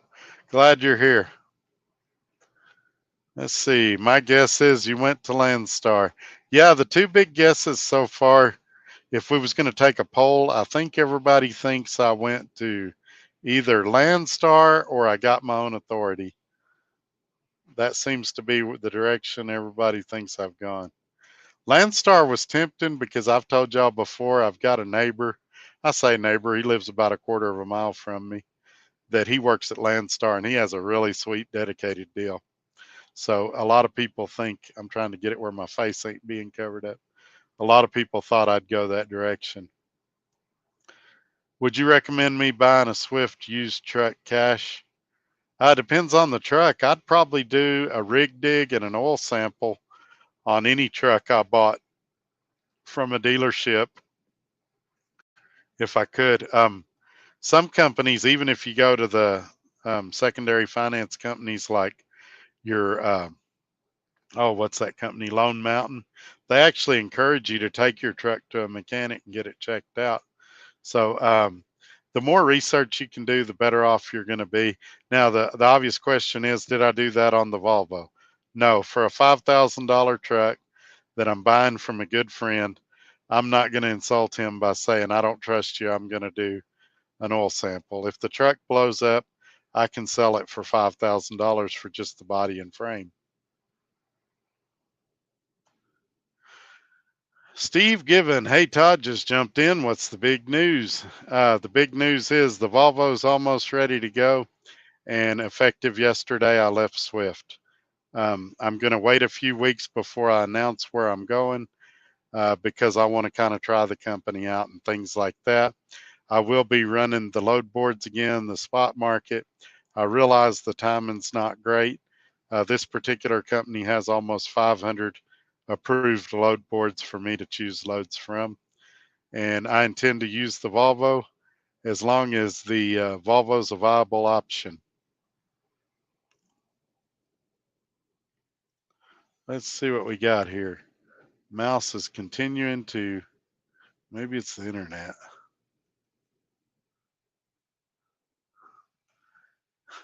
Yeah, let's talk about the hat again. I like these hats, by the way, if it'll show up. Maybe my background is knocking it out, but it's stretchy. And here, let me turn off my virtual background for a minute so that you guys can see.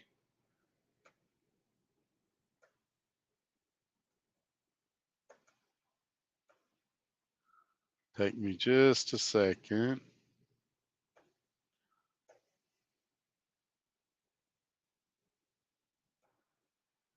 All right.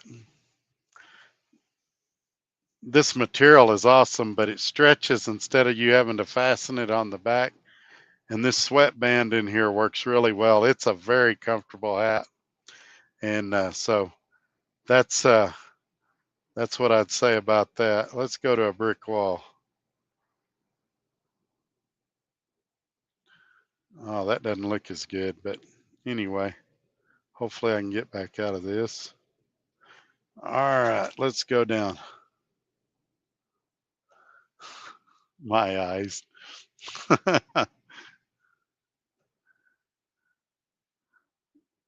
Speaking of which, he's changed his name. One RT Shaker. Hey, just catching you here at the end. Yeah, we've been talking about you. So the guy that I was referring to earlier in the video is 38M is here. He's got a really cool car. Uh, he's got him a an RT Shaker Challenger, and it's got the 6-speed in it. He found out it's a one of a kind that year, optioned the way it is, and it's a pretty cool car.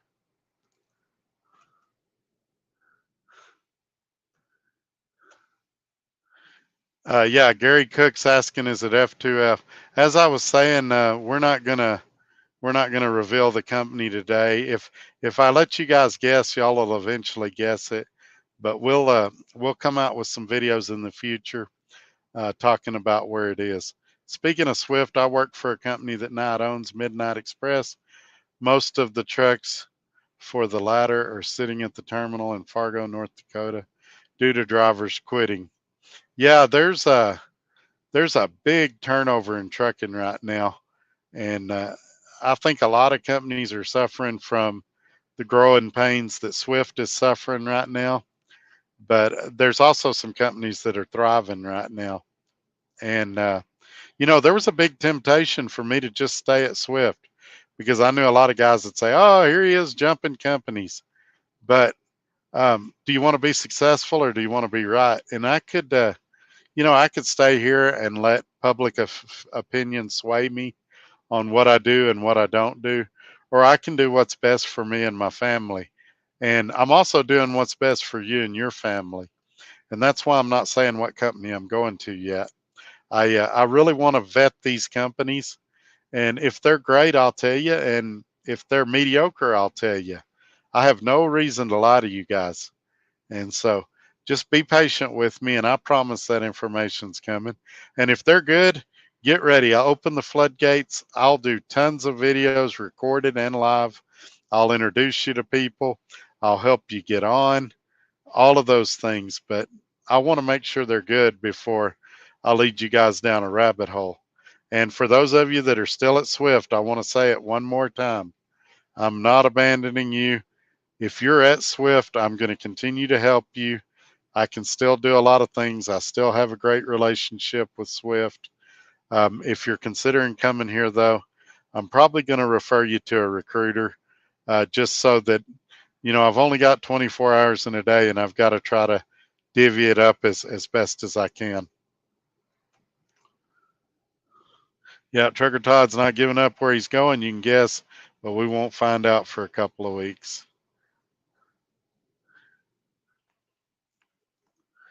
Nick wants to know what's up, Gary. Gary's saying hello back to Nick. Yeah, now the one thing that may happen, and this is very likely, the company, even though I've asked them not to say where I'm at, it's very possible it could get leaked out. There was about 20 or so in orientation with me. One of them could recognize me and put it out there. Somebody in the company that's super excited could put it out there. But I really hope that doesn't happen because I really want to vet the company before I get you guys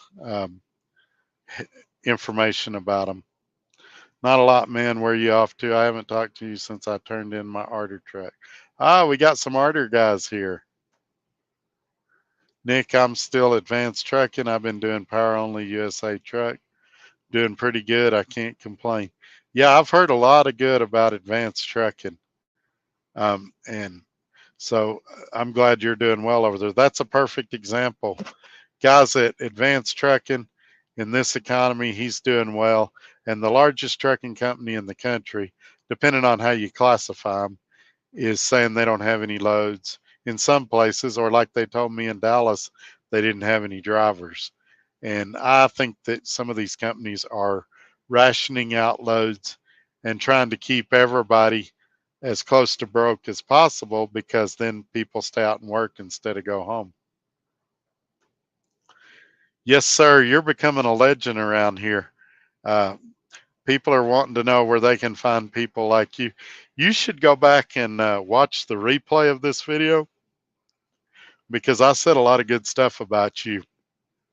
I'd like to go to Illinois and hang out with you guys again. Y'all are a lot of fun. I've told a lot of people about y'all. Hell yeah, good for you, Gary. Wow. Cassius King is here. Man, it's good you're here, man. I'll tell y'all something embarrassing. I don't know Cassius King's real name, so I'm just going to call him Cash. But I feel privileged to have him here. I wish I could get him on the show, though. Going to guess it's a 1971.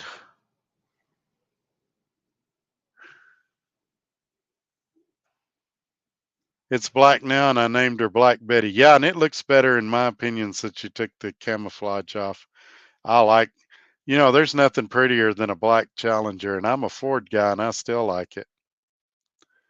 Somebody wants to know what year your shaker is. You said it's a 14.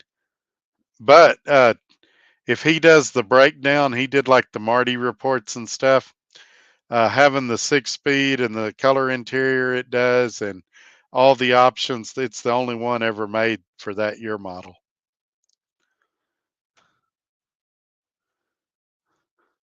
Black Betty, the song. That's funny. Nice shaker. Yeah, one of our lives a few weeks ago, we actually put pictures of his car and his truck up here. He's a Mopar guy, but he's got a really cool pickup and a really cool car. And he says he loves that car. Or, hey, Brennan, are you not working tonight? We're lucky to have him here. Uh, he's usually working and not able to catch the show. Does the Swift physical include biometrics where they push that CPAP scam? So they just do a regular.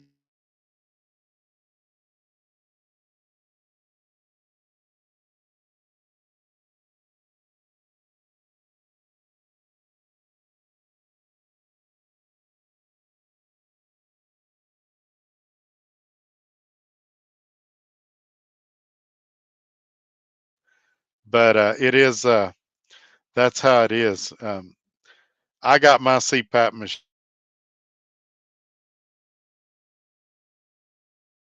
a lot better because of it. Technically, I sold Todd the truck and in return his payment, he got the down payment for that car. So in a way, thanks Todd for a nice car. Well, if that's the case, I think, and I think everybody in this channel would agree with me, Brennan should loan me that car 3 months out of the year. And, well, we may not want to do that. He may want me to pay the insurance for the car a third of the time or the gas for the car a third of the time. But in the ideal world, Brennan would loan me that car 3 months a year and he'd still cover all the insurance and gas. But we're just joking with you, Brennan. I appreciate you being here, man. You've turned out to be a good friend. Good friend, another good friend. I got a bunch of them here tonight. I tested this morning at the DMV in Lee Summit, Kansas, and was treated horrible by one of the examiners. I will draft a letter about my experience and will CC as necessary. Yeah, that's a good idea. I talked to Chris on the phone earlier today after I did my DOT physical, and it sounded like he got a raw deal at the DMV there, and he talked to a supervisor, and it sounds like they're going to make it right tomorrow or whenever he goes back. I think he's on his way home right now, but yeah, that it was uncalled for what happened to him for sure. Are you going to go home more on the spot market? Well, I did at Dart, but it depends on honestly the market. Obviously, if I can go home and make my bills and all of that, then yeah. But if I need to get out and run, I'll get out and run. I think what I'm going to start doing is a lot more truck shows and getting out. But I will do kind of a super regional if I'm able to, maybe Texas, Oklahoma, New Mexico, Arkansas, and Louisiana. But we'll just have to wait and see. Um, the best laid plans. We all have a plan. Like Mike Tyson used to say, everybody has a plan until they get punched in the face. And I would like to do that, but we'll wait and see what happens. And I'll share my experiences with you. Does a company have enough freight for all their drivers? I guess it would depend on the company. Swift, right now, they would tell you they do not.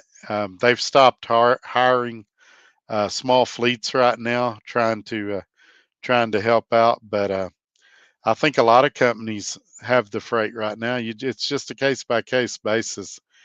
That's why I'm going to this company with all the load boards. I think with that many load boards, surely I can find something. Ah, Brendan's at work right now. That's cool. Oh, you should hear me. I'm in rare form lately. I was telling a guy he was talking about getting a truck and going to this company, and I told him he should pay me a 10% franchise fee. And of course, he knew I was joking, but we got a good laugh out of it. Yeah, I'm glad I met you guys too. I'm hoping we can hang out again, and I can meet the kids and everything. It was a real fun time. I'm going to convince them to move to Texas one of these days. But ideally, I'd like to go back up there with my wife and hang out with them because they are a lot of fun.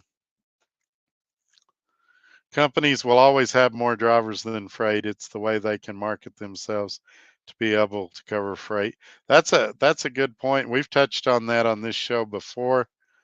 Uh, the biggest selling point Swift has is we've got 22,000 drivers. And so when they call a company, they say, we're going to be able to move your freight because we've got 22,000 drivers. Now, if they had 5,000 trucks sitting empty, that would be something that would be very concerning to them because they're terrified. Somebody told me this week that Dart booked a bunch of loads and didn't have enough trucks to cover them and said they were having to cancel some freight because of it. And they were telling drivers it was because they took too much time off. They sent a Qualcomm message out. And so they need as many drivers as they can get.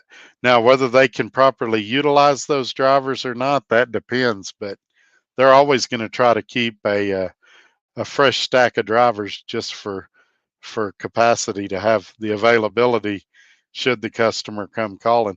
And the worst about it is expedited because they're literally sitting there waiting for the phone to ring. and it's usually an emergency load that they need picked up right then. And so they're fine with having several trucks sitting waiting for the next phone call. Yes, I did leave Swift officially yesterday, but we were still talking this morning via text message. There's no hard feelings on either side. They've said the door's always open if I want to come back, and I don't have any hard feelings or ill will towards them or anything bad to say about them. I did express some of my frustrations earlier in the video that I've had with them, but yeah, that's where we're at. I'm still helping drivers that have come here as a result of watching my videos, and but new guys that are wanting to come here, I'm going to refer them to the recruiting department, because I've got to focus on this new company, and I've only got so many hours in the day that I can divvy up. Let's get up here and catch a few more comments. Worries me to be signing on to a company that's already stating that they don't have enough freight. Shaking my head. Yeah, I would encourage you to talk to them about the area you live in and get some assurances that they're going to be able to keep you running. You know, maybe they've got a dedicated account where you live.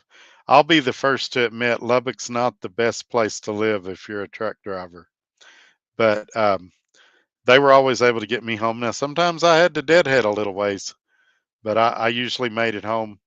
There was a couple of times I had to reschedule doctor's appointments and things like that.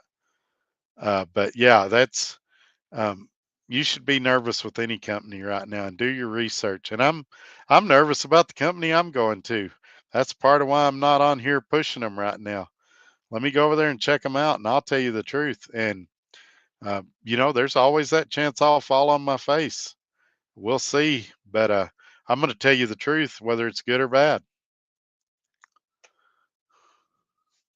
Let's see what we got here. If you make it this summer, kids will be here every day. Yeah, that'd be a lot of fun. All companies are that way, buddy. It's the industry in general. Yeah, I agree with that.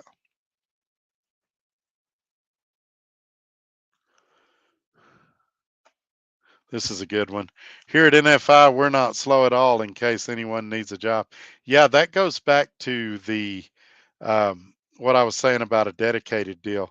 If you could get on a dedicated deal right now, it might not be a bad deal.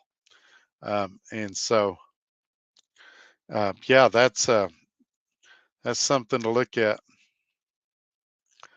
Tim says he can't drive that slow. Plus, Tim has a really good deal. One of the main reasons I decided to go with Swift is I felt they would have enough freight to get me home as often as I like. And they might still, it just depends where you live and what you're doing. But if that's a concern, I would definitely be talking to someone about that and make sure they're going to be able to meet your needs. It's definitely delayed driving 65 for sure. My good friend Colton says he'll ship out a shirt just like this to anyone who calls in to sign up. So he's the he's the head honcho there. You can tell him, say you saw Colton on Trucker Todd say that you'd get a shirt if you signed up. Honestly, I would sign up for nothing. It's well worth it, the advice you're going to receive. And it's you know, when I called some of the other tax services, and I've used, when I was at Prime back in the day, I used a deal called Perryman and Associates, and they're not around anymore. I think they're Abacus now. And I used ATBS for a lot of years. And when I called the accounting companies and asked questions, I always felt rushed, like they're just trying to get me off the phone. I've never felt that way calling Trucker CFO. They will stay there. They'll answer questions. Usually, the girl I deal with there, usually we're laughing by the end of the phone call. It's a real laid back environment, and I don't feel like they're trying to get over on me. If I ask a question, like I've asked her a couple of questions, she's like, let me check on that and I'll get right back to you. Or she'll say, that this guy handles that. Let me transfer you over to him. And, you know, she gets me over. She'll say, he's on the line. Do you want to hold, or you want me to have him call you? It just, the amount of stress they've taken out of my life, I would definitely encourage you guys to call. I live in one of the worst places to be, Jacksonville, Florida area. Actually, no, not with Swift. They have a Target dedicated down there, and they have a home goods account down in that area.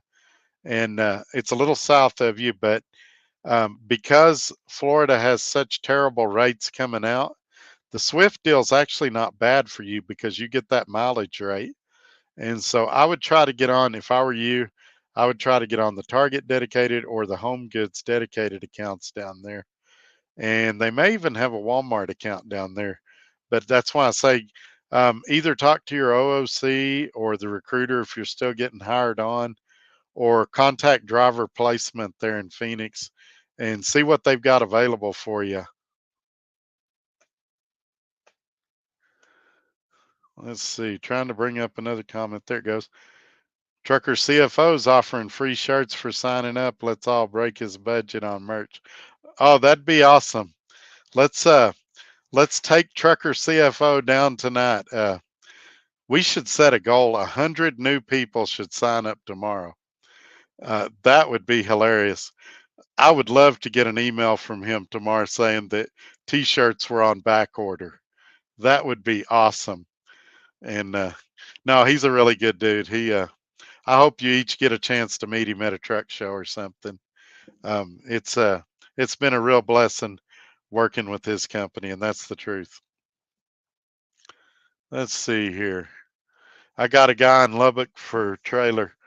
Email me his information, Todd at truckertodd.net, and I'll give him a call. I do need a trailer, and for a long time I said that I didn't want to buy a trailer, and the reason is, I'll tell you why. I've got a good friend that works at Roadrunner that he had two trailers and one truck, and he constantly had one of those trailers in the shop because shippers and receivers would damage his trailers and then go, well, I didn't do that. And so he'd have to put that trailer in the shop and run the other one. And I was like, man, I don't want to deal with all this damage. But it's looking like I'm still not getting my own authority, but I might have to get my own trailer. And I'm going to be leasing one in the beginning if I can't buy one. The wife and I are clearing take home doing this 110K to the house. So as a company driver, it's not that bad. 5 days a week, home daily. Yeah, and another thing about their job, I got to go see the warehouse they were at. I didn't go on a run with them, obviously, but it looks like like it's not physical like your Dollar General accounts or nothing. I don't think they're unloading trailers or nothing like that. It seemed like it might just be a drop and hook at both ends type operation. I may be wrong about that. They may be live unloading when they get there, but it did not look like an extremely strenuous or physical type job. Let's see. Sounds like a good deal for sure. The deal about Brennan's deal is he has a good work-life balance. Like you said, 5 days a week, they're home. When I was up there, his wife got called into work for overtime. So there's opportunities to make more money if they need to. But they seem like they really like what they're doing. You know how you meet people sometimes and you can just tell that they're happy with where they're at in life. And that's the vibe you get on these people. You can tell that they just like what they're doing. They like each other. You can tell that it's just a happy, they live a really happy life, it seems like. Yeah, it's not bad, but I will say being home daily is way more work than OTR. You don't get to fight the clock every day or like you do home daily. Yeah, I had a few years ago, I worked with a trucking company here in Lubbock that you was home every other day. But well, shoot, even more than that, years and years ago, when Dart laid me off back in 2008, I went to Pilgrim's Pride and I picked chickens up on the farms and bring them back to the processing plant. And man, you'd have a 10-hour break between shifts, but you drove home and then you got home, you ate, you went to bed, you got up, it was time to get ready for work. And it turned out to be 6 or 7 hours a day of sleep time. And then your first day off, you just wanted to sleep. You was exhausted. Hey, Freedom Works is here. Thanks for coming in, man. No problem. Glad you're here. Hey, Freedom, Trucker CFO just announced a minute ago that everybody that signs up for his service, he's given a free t-shirt like the one I'm wearing. Let me remove your message so you can see it. It's really nice. Got the emblem, and then on the sleeve, it's got a flag with the web address. And he's giving away shirts to everybody that signs up this week. You do not have to be. I want to repeat this. You do not have to be a Swift driver to get his services. So um, he just announced down here that he's got. Let's see. He's got 1,300 shirts available. Let's see if we can put him in back order. That would be hilarious. The number is rolling across the ticker at the bottom, 801-308-9214. We've been kind of teasing him in here tonight, but you guys give him a call and ask him your tax questions. Or if you're not ready to do that yet, come on the show Tuesday, the last Tuesday of this month. We'll have him on. Ask him your questions there, and he'll be happy to answer them. I think you're gonna. I interviewed a lot of companies when I left ATBS, and they were the cream that rose to the top. And I think you're going to find the same thing when you call them. You can call a lot of other places and check around, or you can just save yourself some time and call them. And most of us are pretty busy now. I recommend just saving the time and call them. USA Truck goes to Jacksonville area as well. Wouldn't come here for IC, but they are great for company drivers. There you go. Norman said, Todd is off to another company. Yes, effective yesterday, I left Swift. It was on amicable terms. I'm not mad at them. They're not mad at me. As recently as this morning, they offered me the opportunity to come back. I said I'd already made plans at this point, and they said if I ever wanted to, the door was always open. And so this is not a Bash Swift video. Um, and it doesn't have anything to do with the other channel. They had no part in this, and but it was just I got that Volvo done, and I had a chance to make a vertical move, and I took it. Was it a wise move or a dumb move? I don't know. We'll find out. That's in school I took a class called DECA, and profit was described as the reward for taking a risk. And that's what I'm doing right now. I'm taking a risk. And I may benefit a lot of profit from it, or I may lose my shirt. Right now, it looks like I'm losing my shirt because I'm spending money like a crazy man. But we're going to see if it pays off. And that's the importance of not burning a bridge with any company. If I go here and fall on my face, I'll come back to Swift if I want to, or I'll get in contact with Dart if I want to. And so I know a lot of you are considering switching companies, and I would say just give some thought to how you're going to do it and where you're going to go. Because you might think, oh, I hate this place. I'll never work here again. And something might change to where they're not such a bad option anymore. A couple of years ago, I was saying I'd never work at Swift. I'd never drive for a mega carrier, and I'd never drive a Freightliner. And I ended up doing all of those things because the market changed to where it makes sense to do that. And now I believe it makes sense to do what I'm doing now. And time will tell if I'm a genius or an idiot. And either way, you guys will get to see it all. Michelle told me that I'd love to be with the company for a while before, or that you'd have to be with the company for a while before you'd be considered for a dedicated position. They've changed so much stuff. That may be the policy now. Used to, they would let you on from day one if they had an opening and you wanted to do it. I don't know if it's an experience reason or how much experience you got or nothing like that. If you're already working at Swift, though, I would encourage you to call driver placement and talk to them. My good friend that was here a minute ago, Chris, he was trying to get on a Walmart dedicated, and they did tell him he had to be with the company 90 days before he could do it. And so, but he was a student, and so it's going to work out good for him. I agree. That's my weird sense of humor. I think that would be great. Or if we got so many people calling in the morning that the phone lines went down or something like that.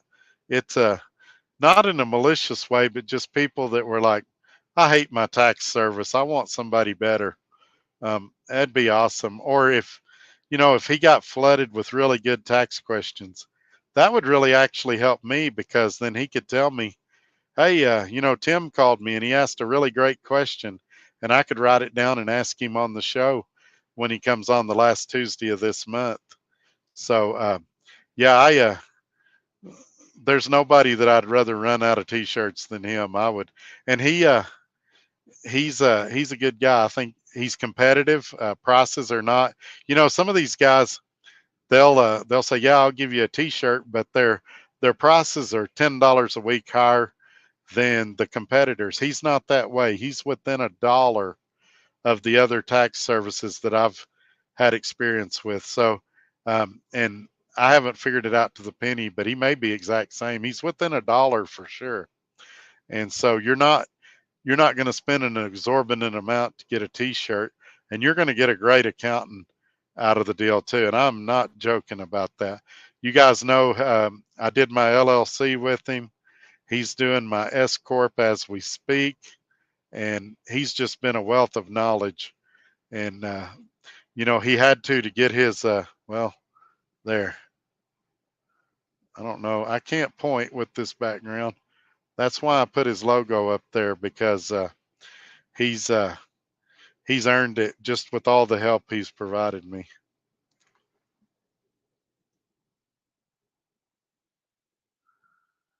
That's what I was thinking. And then after I said it, I said, well, I might have overstepped a little bit. Yeah, Brennan and his wife are doing 98% drop and hook. He says it's easy money, and it sure sounds like it. Good friend Pablo is here. Thanks for coming in, man. Glad you're here. Oh, that's a good point, Tim. Thanks for bringing that up. So, with Trucker CFO, you do not have to be an independent contractor. You don't even have to be a truck driver. Now, he does specialize in truck drivers, but if you're a company driver or if you drove for 6 months and now you're working at the grocery store, he'll take care of your taxes. He'll take care of your spouse's taxes. And he has different packages based on your needs. My package is going to go up a little because I'm now going to be an S Corp, but I'm getting a lot more work out of them for that few extra dollars. So, um, that's why I say just call them, say, hey, here's my situation. What do you think? How can you help? And see what they say. See what services they offer that fit your needs. And as they grow, I'm sure they're going to offer even more services. So if you're looking for something they don't have, suggest it to them. Say, hey, have you ever considered doing this?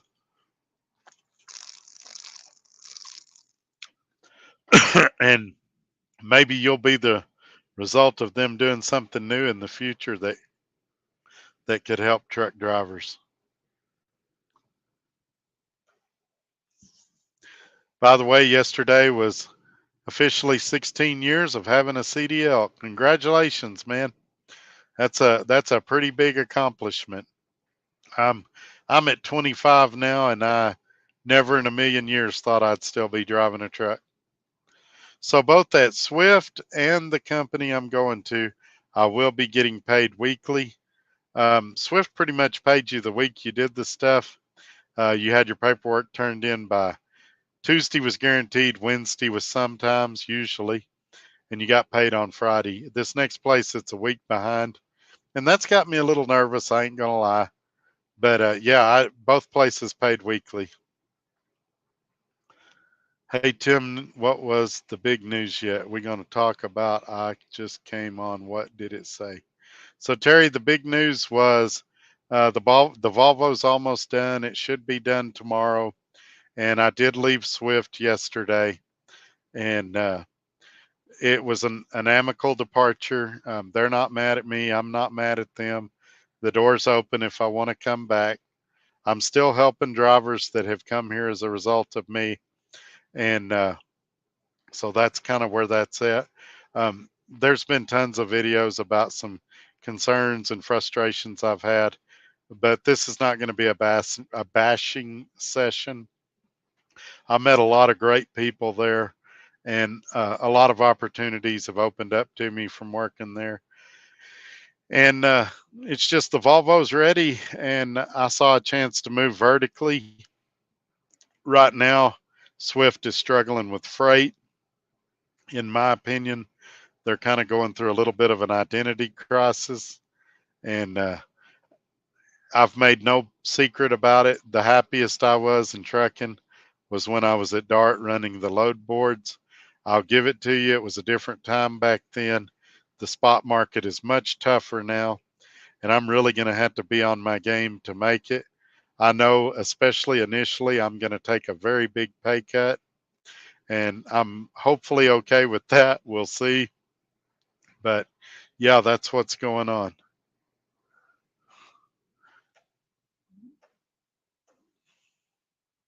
So Brennan says they also get paid weekly.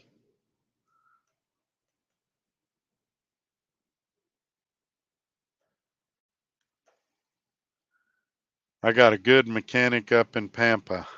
That's cool. Yeah, I really need to get one here in Lubbock. I've been using the Loves a lot, and I know the guys in there, like they recognize me as soon as I walk in, and I've got a pretty good relationship with them. And then because of the fuel card I use, and we hadn't talked about the fuel card in this show, I have what they call a core code, and I get a discounted shop rate on labor and things like that. And so I've been using them, but I would like to find a mechanic that I could go to locally for repairs. Pampa's a little far from me, but it's nice to know if I ever break down up in that area. January was 17 years for me having a CDL. See, we got a lot of experience in here. Where'd you go? So, StreamYard went down for a second. I don't know how much you guys missed, but I'm still here. We seem to have it happen at least once every live. And if it happens, rest assured I'll come back. I'll usually put a comment down there and let y'all know that I'm kicked out and coming right back. I think she's got the heat on. Is the heat on? Uh, it's hot in here. I'm roasting. I'm upset with Swift for making it difficult for you to stay. They really didn't. And as recently as Tuesday, I was considering staying. And so I really, by far, Swift is not the worst place I've ever worked. Not even close. And like I said, I've met a ton of good people here, and I hope that we can remain friends. They did try to work with me this week alone. They sent me two loads that were perfect. One of them going to Oklahoma City, one of them going to Dallas to get my recall work done. They do have some issues in the communication department, and the night people, with a few exceptions, is pretty bad. I've had pretty good luck with maintenance, but their phone systems can be confusing at times, and you can find yourself on hold for a while.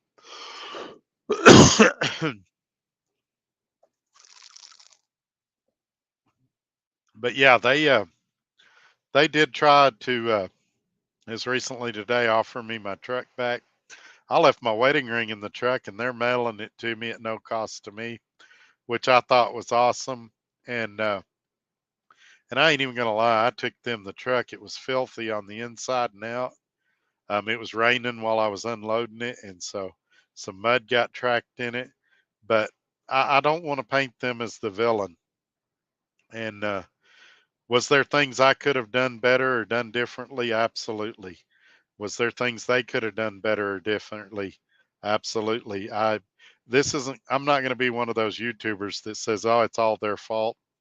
And because they've been really good to me. I've made a lot of money there, and I wish them the best. But as recently as Tuesday, I was considering putting the Volvo on with them. And just when I saw the freight condition here and I saw my opportunity to get back up on the spot market, knowing what I know about the load board here at Swift, I just decided to make a change. Todd is putting his Volvo to work. He won't give up for a couple of weeks where he's going. He has had time to review the company. So he's had time. Tim, you're going to have to get like a copy and paste. He's had to type that a lot. Um, we've had a portion of the show where everybody was trying to guess where I went. And I just, I don't want to, especially in this market. If the market was doing great right now, I'd tell y'all day one, and because odds are you'd do well. But the spot market, especially as tricky as it is right now, I want to go there and try it out. And I want to be able to tell you with a straight face, hey, I'm doing it and you can too. And so we're going to get there, I promise you. But I'm going to be the umpire. I'm going to tell you the good and the bad and the truth. And if you come to work there, yeah, I'd love it if you use my referral code. If you come to work there and don't use my referral code, I'm still going to help you. But you're going to know either way that I told you the truth. And then when you meet me at a truck show or at a truck stop, then you're going to want to shake my hand instead of swing on me because you'll know that I've told you the truth. I did that at the truck show. I announced that I was sitting at the Panther booth. I put it in a community post, and a lot of YouTubers wouldn't do that. And there was supposed to be some people there that didn't like me. Not one single one of them showed up. Instead, a guy showed up that he's like, "Oh, I'm glad you put that post out. I'm a big fan of your channel." And he shook my hand and we talked for a little bit. He told me who he was. And I can do that because I've been straight with you guys. And that's all I'm saying. I want to be straight with y'all now. I'll probably be doing a lot of stuff in conjunction with them in the future, uh, doing appearances and stuff like that. But when I show up, you guys are going to feel good about seeing me there because you'll know I hadn't lied to you.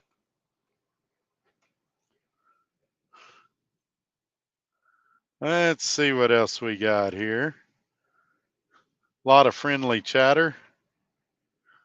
My good friend Dennis Blazer is here. How you doing, man?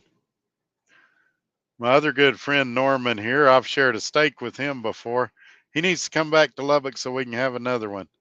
Says best of luck to you, Todd. Thank you. Let's see who else we got here. Man, you guys are strong tonight. I can't keep up with the comments and my mouse just quit working again. I know I said last week I was going to buy a mouse and I hadn't done it yet. I'm sorry. I've been busy working on that Volvo because I'm so paranoid about breaking down that I'm going over every inch of that truck. And I probably should have put it to work several days ago instead of being so picky. Got a late start, but just received my first double whiskey on the rocks. Well, there you go. What kind of whiskey, though? We'll see what kind of a man you really are. I think you will do great, Mr. Todd. Well, I hope so. Thank you, Norman. I did great at Swift. And I did great at Dart. I think those that worked with me at Dart will tell you I was very successful on their OPI, which is running load boards, exactly what I'll be doing now. And I haven't been real critical of Dart. Matter of fact, several people guessed tonight that I'd gone back to Dart, which I did not. I never called the recruiting department, but they were not a bad place. And definitely, if this place didn't work out, Swift and Dart would be two companies I would take a look at very quickly. The thing about Dart is they pay after every load. So my credit score jumps up every time I work there because I've got constant income. Every other day or so, I'm getting a direct deposit. What's going on? Sorry I'm late. Hey, Matthew Miller. Made about 3 big announcements today, and we're just going through the chat talking to everybody. Will Swift let you hang on to BOLs to scan into the next week, or do they require you to scan them in the same week? They want you to do them within 24 hours of delivery, is what they want. Now, Dart, they would let you hold on to them as long as you wanted to. They just weren't going to pay you till you scanned them in. And I guess that's still the policy there. I don't know. Freedom says he gets paid weekly at Dart, but he's a company driver. The owner operators get paid after every load. So are you going independent or are you listing your truck on with somebody? I'm what I'm doing is basically identical to what I did at Dart. I'm signing a lease with a company using my truck, and I'll be pulling broker freight. They have almost 500 approved brokers that I can choose loads from. Obviously, some of those brokers you have to subscribe to their services. I've currently subscribed to 2 broker services, and I may or may not subscribe to more. We're just going to see how it goes. But it's as close to getting your own authority as you can get without actually getting your own authority. Watch the replay, my friend. You will get all the info. Yeah, I'm gonna have to quit circling around. I've done it 5 or 6 times now because I just want to be very clear on everything. But I hate to shun somebody like that. But it just, for those of you that have stuck with me for the 2 hours, you don't want to hear me talk about the same things for 6 times. Well, if you do go independent, Todd, and you're still going in about 9 years, the wife and I will definitely drive you any day. Well, thank you, man. I appreciate that. I actually had an offer. A guy wanted me to start a trucking company with him, and I don't have that desire right now. Maybe I'll get that fire in my belly one day. I really like me being a one-man band, but you never know I've learned to never say never. Is all I can say. Finally calling it a day in Lamar, Missouri. It was a long day starting in Baytown, Texas. I'll definitely have to watch the replay. I hope you do, Daryl. It's been a lot of information. So, yeah, when I was at the truck show, we went to a real nice steakhouse and they had those Japanese, I can't pronounce it, Wagyu or whatever steaks. One of them was $250. And so, yeah, I guess they're really good, but I've never had one. But the crab cakes, I love those things. Matter of fact, I would love to go to Red Lobster. I don't know if I can afford it, but I'd like to. Both, please. Yeah, there you go. I like Tim's answer. I was trying to give a definitive answer, but I think Tim answered it the best way. He's a smart man.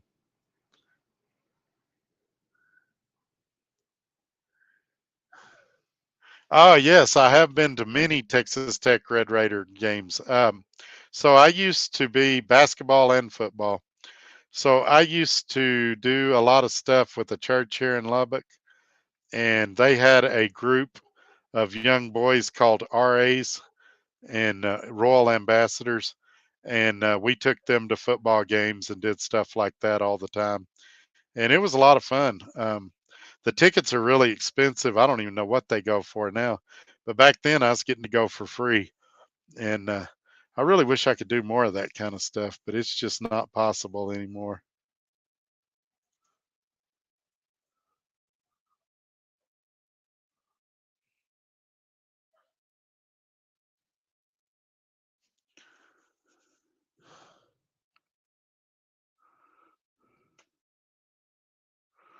Come on, Mouse.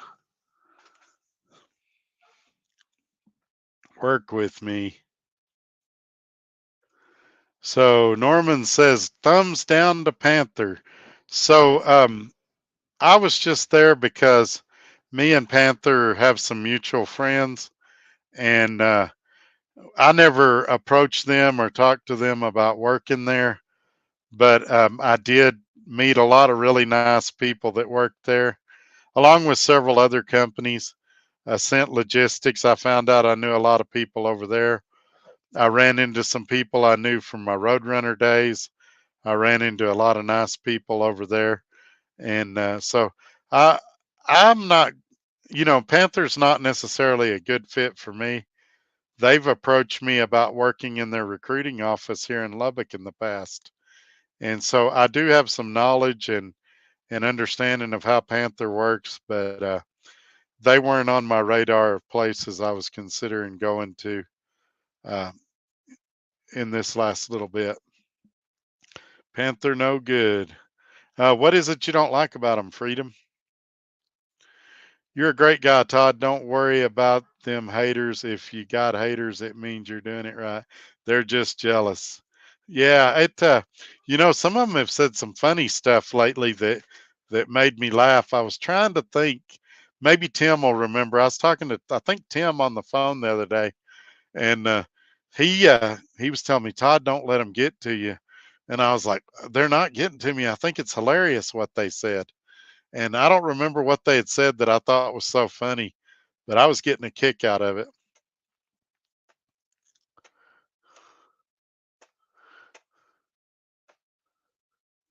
Nobody dislikes you, Todd. There are people who are haters and immature and want to get a rise out of people. Well, Brennan may hate me because he won't give me his Challenger for 3 months. So Brennan may hate me. No, he don't. He really has become a good friend. That's been the biggest benefit of this YouTube channel is I've made a lot of good friends, and I used to say if this channel ended tomorrow that most people wouldn't remember my name in 2 weeks. And that may be true for a lot of people, but I think some people like Tim, some people like Freedom, some people like Brennan, I think they'd probably remember me in 2 weeks.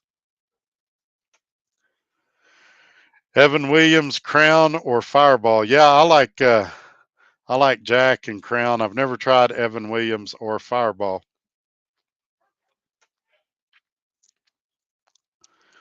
We definitely need to have a steak together again with your significant other. Yeah, but it sounds like the steakhouses you're eating in, I can't afford to go into.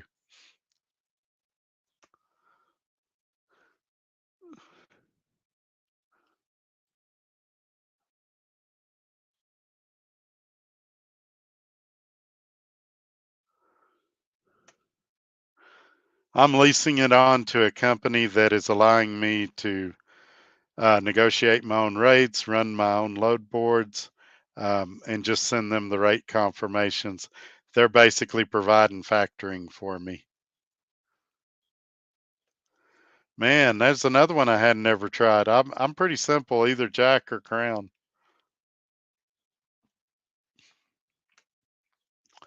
Oh yeah, Freedom is definitely top shelf.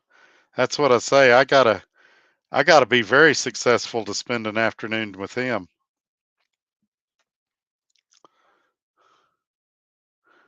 Ah, there you go. Well, if it ever happens, Freedom, I will definitely hire you for upper management if I can get you to leave Dart. But I don't know if I can afford you. I got a feeling you're expensive.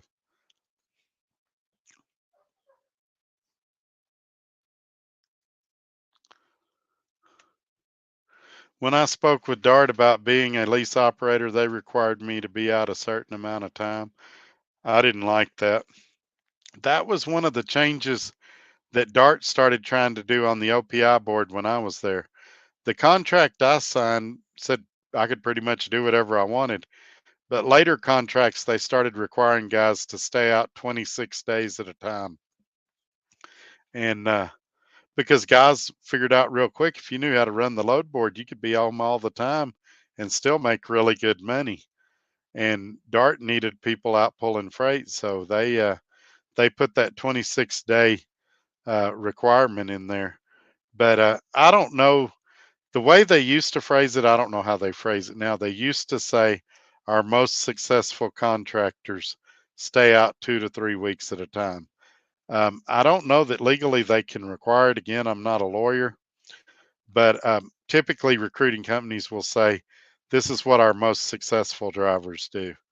Um, I I take kind of a different angle. What I would tell you is no company um, starts out saying how often can I be closed, and when you go home, your business is basically closed.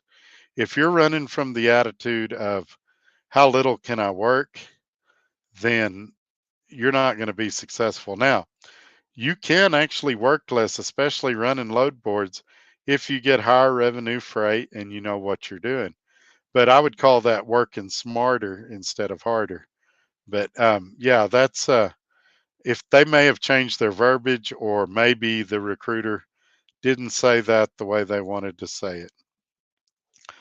I think you'd make a great boss, and definitely a profitable one. Well, thank you. I uh, I would try. That's all I could tell you. I think I would. I'll tell you what my flaw is. I think that sometimes I'm a little too kind-hearted, and I think some people would take advantage of the situation. I know when my dad was a cotton farmer, I had to fire a guy that I went to high school with, and it surprised him so much that he tried to fight me. So not only did he get fired that day, he got beat up in a cotton field. But yeah, that I think I would be good. I think I'd be fair because I've worked for both good and bad employers, and I think I would try my best to be good and to be fair. The thing I'm thinking about is that lady that had the 140 trucks out on the East Coast. I can't remember what company it was recently, and she found out one of her big contracts canceled on her, and she found out Monday morning she was going to have to close her business. And she put out a video on YouTube, and you could tell that she was emotional and shook up about it. And she's like, "I'm so sorry, guys. I'm going to give every one of you that deliver your final load a $500 bonus. I'm going to do my best to make sure every one of you get home safely." She was thanking them. She was apologetic. And that would be me. If my business failed, I would be that type of leader. I'd come on there. I'd be like, "I'm sorry. I did my best. I failed you guys. But I'm going to do my best to take care of you. I'm not going to, you're not going to have to worry about." She said, "We're going to give everybody their last paycheck. Those that are under a load, they'll get a $500 bonus delivering. We're going to make sure each of you get home safely." And I thought, man, I hate to see that business fail, because for every leader like that, there's 100 that don't care. They're like, we're not making money. We're shutting the door. Screw you. And it was real tough to watch because you could tell she cared about her drivers. That's been the number one guest tonight. Everybody thinks it's Landstar.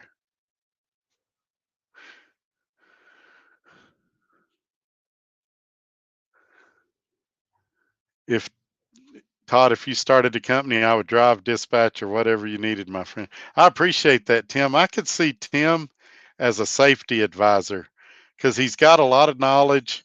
Um, he's uh, he's a reasonable person. He and I have had debates before, but he's the kind of guy that he'll debate you and not get mad. So I think he would be a great safety advisor.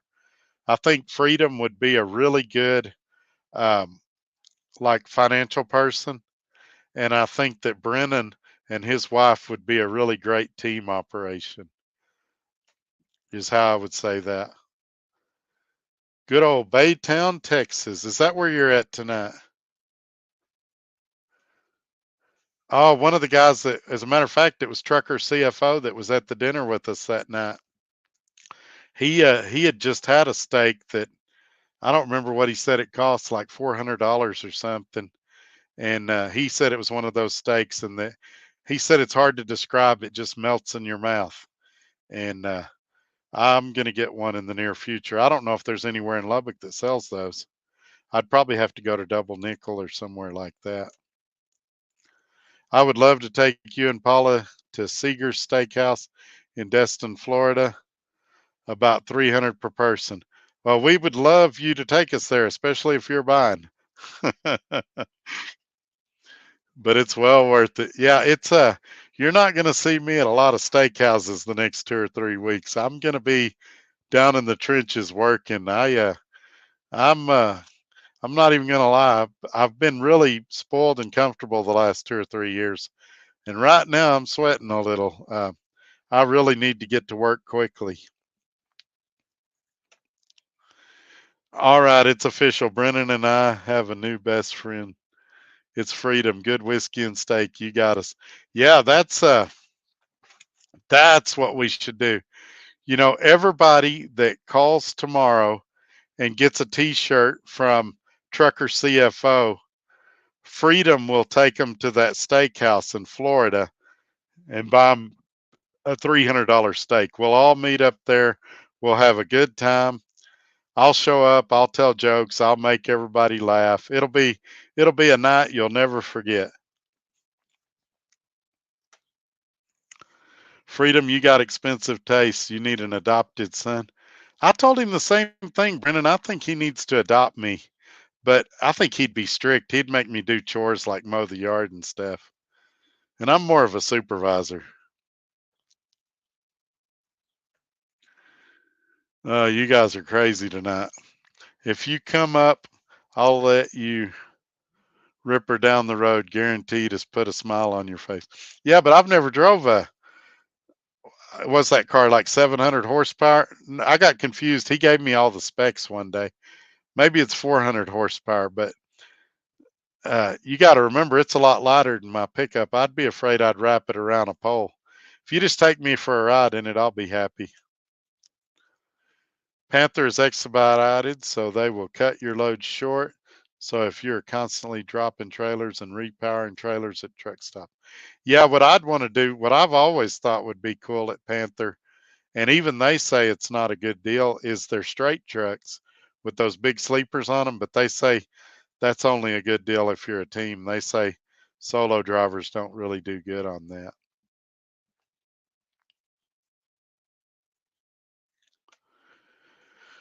Evan Williams, his budget crown tastes the same but is much cheaper. Well, I need to check that out then, because but right now in my house I've got the largest bottle of Crown you can get, and it'll last me a long time because I never get time to drink, and I'm not a heavy drinker. It's just every once in a while I'll crave a glass or two, and I'll get out my little whiskey glass and put some ice and some Coke Zero and Crown in there, and go to town. I'll drink 2 or 3 of them, and I'm good. Or we'll go to a nice restaurant, and I'll get a double Crown and Coke Zero or Coke if they don't have Coke Zero. And I from my car selling days, they got me enjoying those, and I like the taste. But it's not something I got to have every day or even every month. Just when I get time. Panther offers higher rates, but you can never get going. Yeah, I bet the miles are less.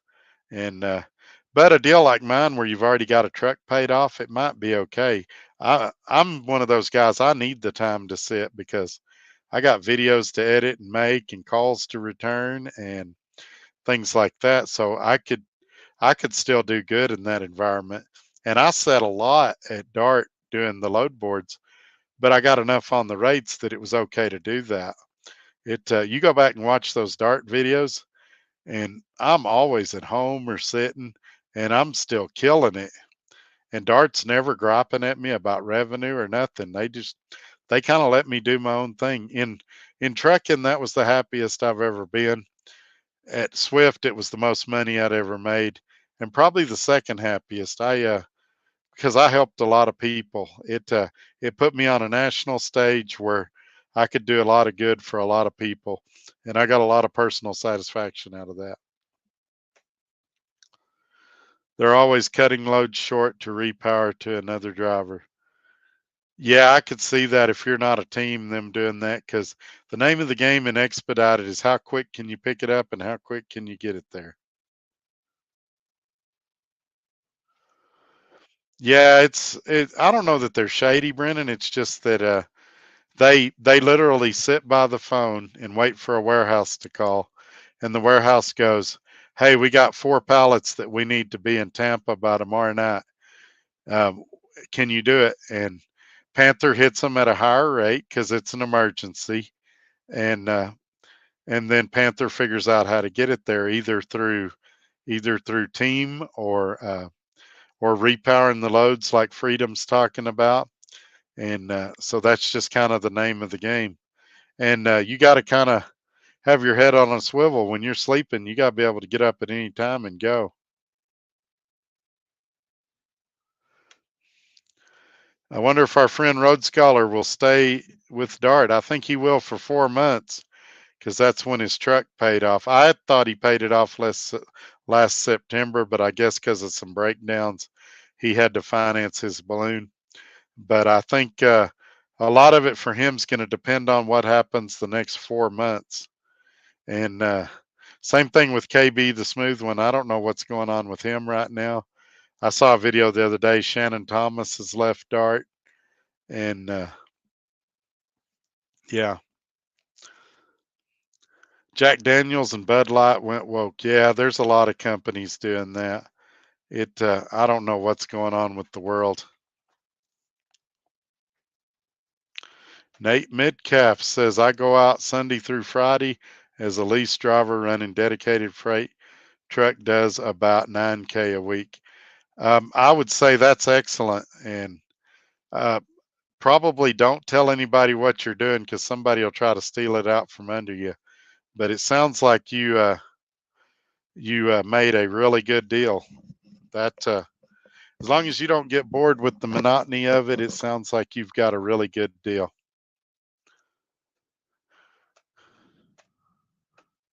Let's see here. Go wake, go woke, go broke. Yeah, exactly. As far as I'm concerned, if you're paying your truck note, the fuel, the insurance, companies should be allowed to have any rules or policies on you unless you're affecting their CSA scores.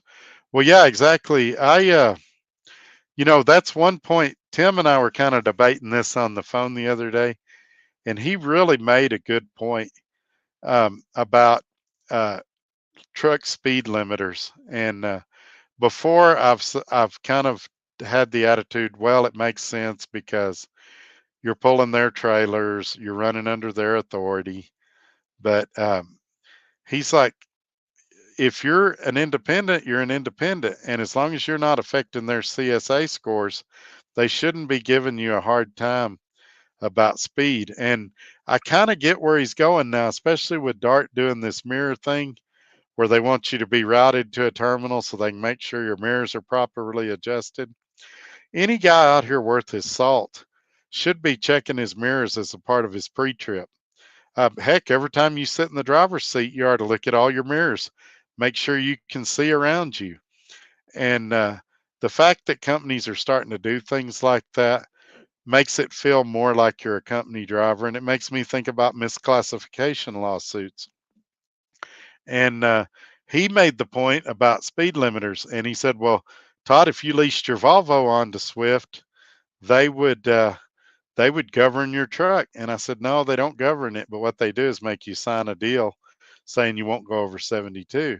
And he said, well, see, that's the same as govern. And I thought about it, and that's right. I might not be electronically governed, but I'm contractually governed. And so that was one of those times where Tim was debating me. He made a really good point, and I didn't necessarily agree with him on the phone call, but after we hung up and I thought about what he said, I think he scored some good points there. I agree with him. Shaker agrees with you. Otherwise, you're a glorified company driver. Yeah, like I said, originally I disagreed with Tim, but as I've thought about what he said, I'm slowly coming around to his way of thinking. And especially now that I'm going to this new company, no speed limiters, no cameras. Here's what they said about cameras. We think you should have one. We don't require them. You do what you think's best for your business. We recommend them, and we're not going to tell you what one to get, what kind to get, if you should get them. We think they're coming one day as a government mandate, but we're not going to tell you what to do with your truck. And so when I heard that, then I immediately thought back about what Tim had told me in that phone call where we were debating. And that's actually, Tim doesn't even know this. One of the things I like about Tim is I like to debate with him, not argue, but debate, because he's very good at presenting his side. And even if we leave the phone call disagreeing, he usually makes some really good points that give me something to think about later. So I always like, we don't talk very often on the phone, but when he comes on the phone, he usually brings his A game. Beat up in a cotton field sounds like a great name of a song. Oh yeah, he swung a hoe at me and we went to town out there. It was go time. And I was a lot younger and better health back then. I'd fight with anybody. I tell people I'm a lot like, in the old days, I was like Captain Kirk from Star Trek. I'd fight with anything. Nowadays, I'm a lot more like Captain Picard. I'd rather negotiate and talk my way out of a situation. RT's having a good laugh.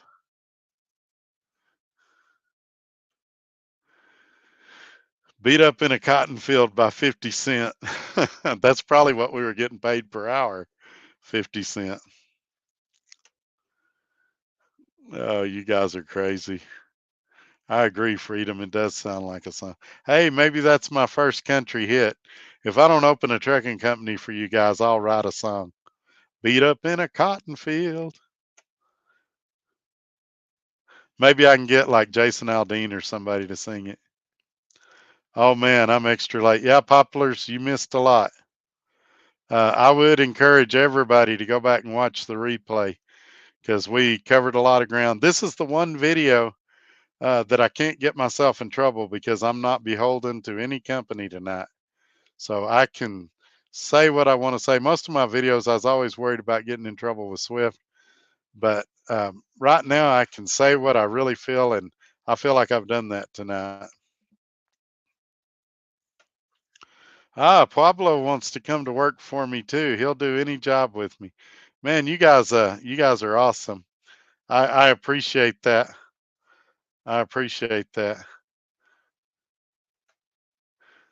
Birmingham, Alabama tonight, staying in the Kelly Hotel. Man, and that's another thing about Freedom. When he goes out on these little fun adventures he does, he don't stay at the Motel 6. He's in like the fanciest hotels, eating $300 steaks and drinking $20 glasses of whiskey. Uh, if there is such a thing as reincarnation, I want to come back as Norman in my next life. That steak was in Nashville. It came with a certificate that included the nose print of the cow. My daughter started crying. Oh, that's funny. I've got an uncle that lives in Nashville. That's a really good guy. I need to get over there and text you and find out the name of that steakhouse because I won't remember it if you tell me tonight. And take him there. You know, I need to tell a story about him.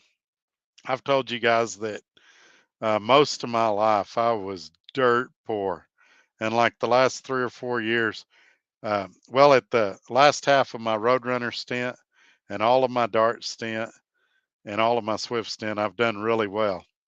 And back then, I was dirt poor, and he could tell. We didn't tell him, but he could tell.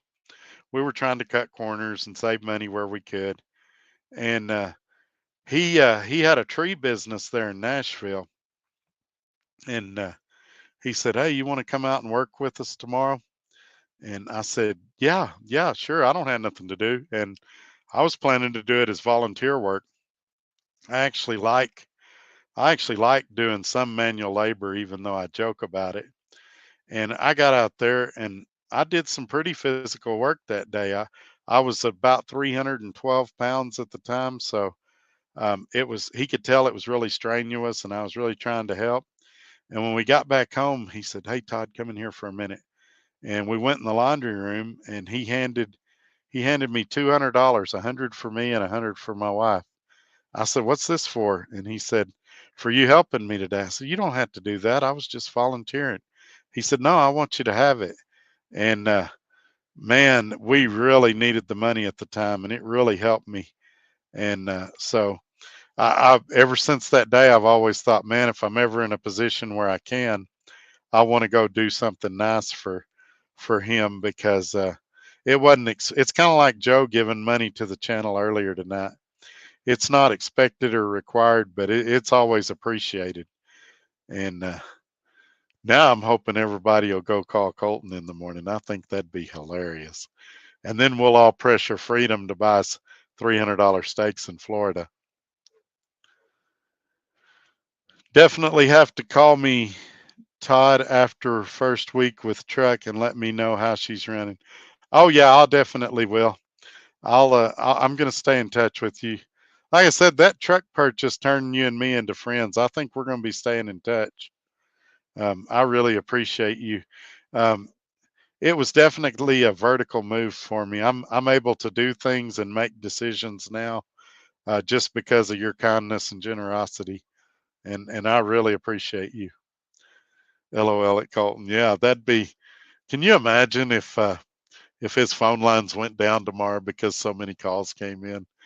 That'd be hell. And they're good calls, not people trolling or prank calling, but people that are, hey, I heard you on the show last night. I'm really interested. Even if he got like 50 calls at 8 o'clock in the morning, I think that'd be hilarious.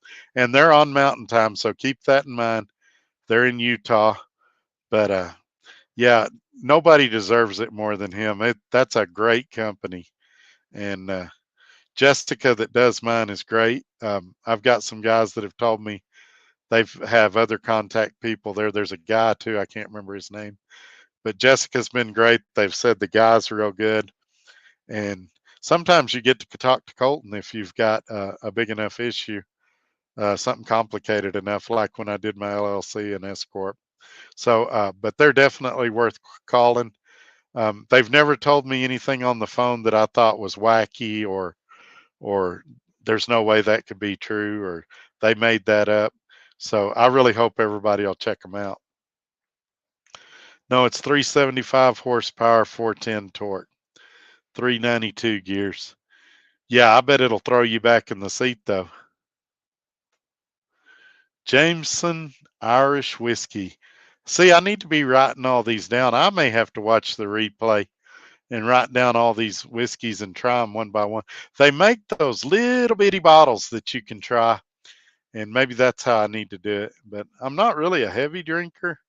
I didn't even drink when we went to that fancy steakhouse in Louisville, but occasionally I like a glass of Crown or uh, that Michelob Ultra or Bud Light or something like that. We need to stay at Trump International Hotel in Doral, Florida. They have a whiskey tasting room and a beautiful cigar humidor. I'm not a cigar guy. I've never been a smoker, but maybe I'd try it. If freedom's taking us all there, I might give it a shot. Poplars, you're good. Just go back and watch the replay. Everyone go give Todd a thumbs up. Yeah, please do share this video. Subscribe if you're not subscribed. The subscribing is really important right now, especially if you want to know where I'm going to work, because you'll receive a little notification when a new video comes out. I've had a lot of guys ask me, what's it cost to subscribe? It's actually free to subscribe. You hit subscribe, then a little bell pops up. You hit the bell, select all, and it'll tell you every time I put a video out, and it'll notify you like 30 minutes before these lives come out. So it's the best way for you to stay in the know about what's going on. Whiskey tasting. Oh, okay. Yeah, whiskey. I'm good with that. Here in Lubbock, we've got a couple of wineries. You can go wine tasting, and I could write everything I know about wine on a match cover. So, I've been promising the wife we'd go out there for years, and we just never seem to find the time. Medical loads don't chase the money, let the customers chase you. There you go. There you go. That's something I did at Dart a lot. People said, "What's my strategy?" And I said, "Do the loads nobody else wants to do." So I'd go to the Northwest in the winter, but I was cheating a little bit. I'd get weather reports and see what the weather was like before I went. And oftentimes I'd get in and out right before a bad storm would hit. So you'd find me in Washington, up in that area all the time, Montana, Idaho, all across there. But right behind me, it'd be a bad storm and I'd get in and out. And I'd make really good money doing that because it'd be winter and all the drivers would want to stay south of I-40.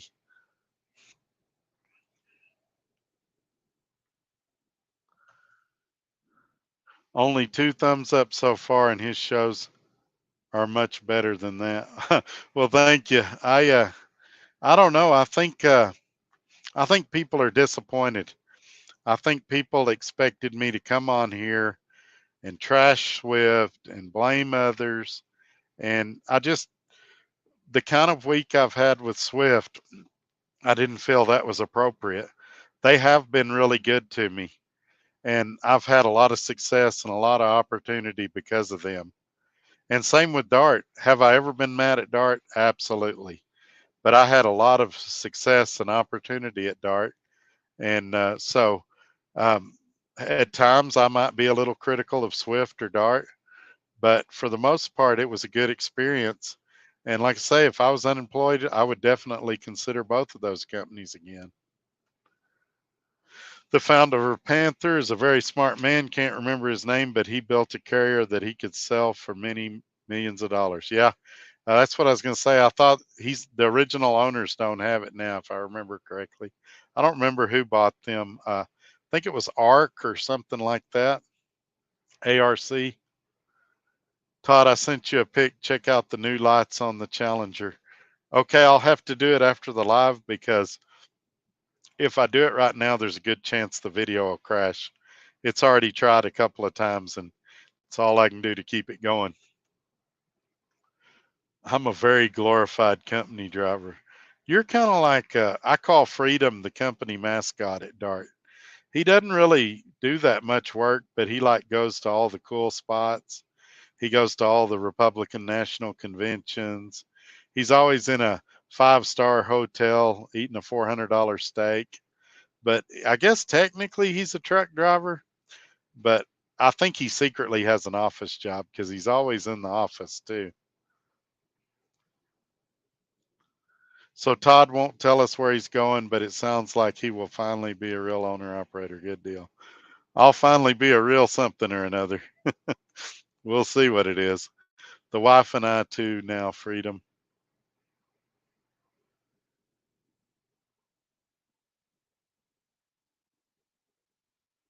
Yeah, they've also got a great deal. But the one thing I know about Brennan and his wife, and I'm terrible remembering her name. He's told me several times, and it's embarrassing. But for some reason, her name goes right through my head. But anyway, you can tell they're really good team drivers. So if I ever had a company, I would definitely hire them to do team runs. I'm just a plain old company driver now. Don't miss all the liability and overhead. I go home and I always come back out on top. Yeah, when I was a company driver, the problem was living in Lubbock.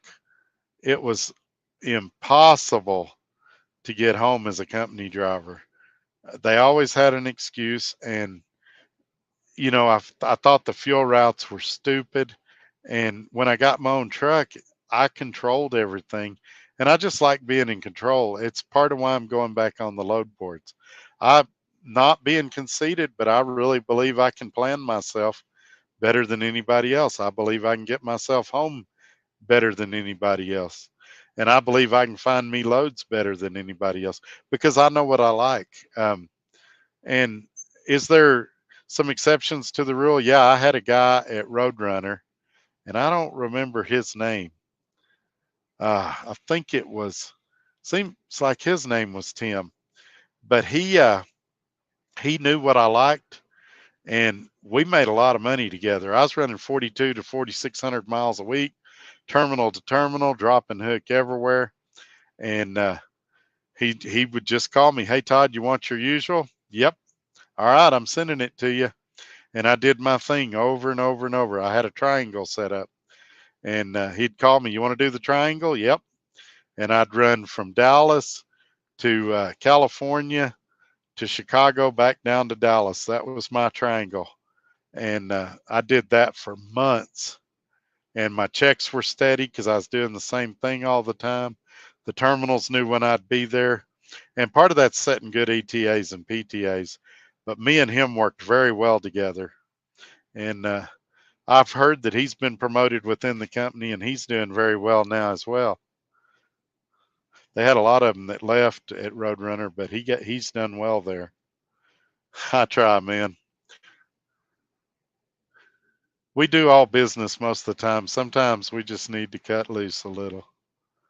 I just started today in Greer, South Carolina. Any advice? Yeah. Uh, when you're traveling around, look on your dispatch and write down the name of the planners for that area and get to know them. And then when you're back in that area, contact them, ask them about loads. Get to know Jerry White in Phoenix. He's an excellent planner. If you're in a bind, get to know Coretta. Coretta got me out of several binds when I needed to get home. She pulled a couple of miracles. There's a lot of good people at Swift, and know that it's a big company. You're not always going to get your way, and sometimes there's going to be communications breakdown, and sometimes bad things are going to happen. Loads are going to get pulled off of you, things like that. But they're not a terrible company, and you can make it there. Remember, it's going to take you 30 to 60 days to find your groove and really start making money. It'll be that way at any company, but they got good equipment and good people, and hopefully freight will rebound for them really soon. What does it say about me that my favorite form of entertainment is the Trucker Toddcast? The Toddcast, huh? Well, it it says that you're easily entertained. It says that you're smart. Uh, you recognize a handsome man when you see one. I don't know. What does it say? That you have good taste. Yeah, or that you have a boring Thursday night. Makes you super smart and not alone, LOL. Oh, this is hilarious. Right now, you guys can't see it, but I'll guarantee you, right now, my wife's in the bedroom rolling her eyes because she don't get it. She don't see why everybody likes the show or nothing, but she teases me a lot about it. I'm thinking Todd could do some stand-up comedy in a lounge in Las Vegas. You know what's funny about that is that's actually like when I go to family events and stuff, they kind of expect me to make people laugh. And like when the last class reunion I went to, it was right after I'd had my truck accident. I in '96. Well, I guess it had been less than a year after. It'd been '97. I went to my class reunion, and I was on a cane. I had my ribs wrapped. I was in bad shape, and they were expecting me to make them laugh. So I did a little comedy routine. And what's really funny is when me and my oldest son get together, because we both got a strange kind of sense of humor, and we kind of feed off each other and we can make each other laugh. So it's usually good times. I look forward to these shows. Well, thank you, 601. I look forward to them too. I wish I could do them more often. Um, because they are a lot of fun. I really like it when it's like tonight and it's lighthearted and we're having a good time. I was dreading today because I know we're not getting a lot of thumbs up, and that's okay. We'll get them later on the replays. But a lot of people were expecting a negative video, and that's what they like. And I just decided that, you know, it just like in relationships, sometimes you date somebody, and it's not that you break up because they're bad or you're bad. It's just at that point in your life, you're not right for each other. And that's where me and Swift are. I mean, they like me, I like them. And we had a good thing going, but that Volvo kind of changed my life, and RT Shaker kind of changed my life and gave me a chance to take my shot and see what happens. And if the truck lasts 6 months and breaks, then Hopefully I've saved enough money I can pay cash for another one. If not, hopefully I've got enough that I can make a down payment and finance one. But I'm learning real quickly, and this isn't a bash of Swift, that I don't want to be under any company's control for financing, for lease purchase of a truck or a trailer. So if I've got to do it temporarily to get where I need to get, then okay. But the more independent you can get, the better you're going to be. That's why I went to OIDA and got my own insurance. That's why I left ATBS and I went with Trucker CFO. It's it's just it's what you've got to do. If you're worried about AB5, the more independent you can be, the safer you are. But that's uh, that's what I would say about that. One problem with Todd being stand up, lots of lights, so everyone would be blinded off his bald head. I want to tell y'all about that. I'm glad y'all brought that up. You might notice hair starting to form up here. I went to the barber shop and we're going to start growing my hair on top because I didn't realize how shiny my head was. And I said, "Hey, I look terrible on camera. I kind of look like Steve Wilkos, and I don't want to look like Steve Wilkos." And so she cut the sides really short, but she left the top alone and just trimmed it. And we're going to get some hair up there. I had really long hair. If you go back and watch some of my old Roadrunner videos, I had really long hair, but it's getting darker. It used to be bright blonde, and it's getting darker. And I started looking like a homeless person, and so that's why I shaved it. It's easier to take care of on a truck now. RT Shakers having a good laugh. Let's see if we can get his laughs up. There he is. And Trucker CFO, if my mouse will work. Oh, I got to go get a mouse. This is ridiculous. My other laptop that quit on me had a touch screen and I could just touch the screen. Arc Best bought Panther. That's right. I knew it was Arc something, but that's who owns Panther now is Arc Best. And like I said, I didn't have a discussion with them about working there, if that's one of your guesses, but I had some mutual friends with them and I got introduced to a lot of people there, to the point that I've got some of them's phone numbers now, like for text and stuff. And so I did meet a lot of good people there. I don't think they're a bad company, but I just think it's expedited's kind of a weird deal. It's not for everybody, kind of like flatbed's not for everybody.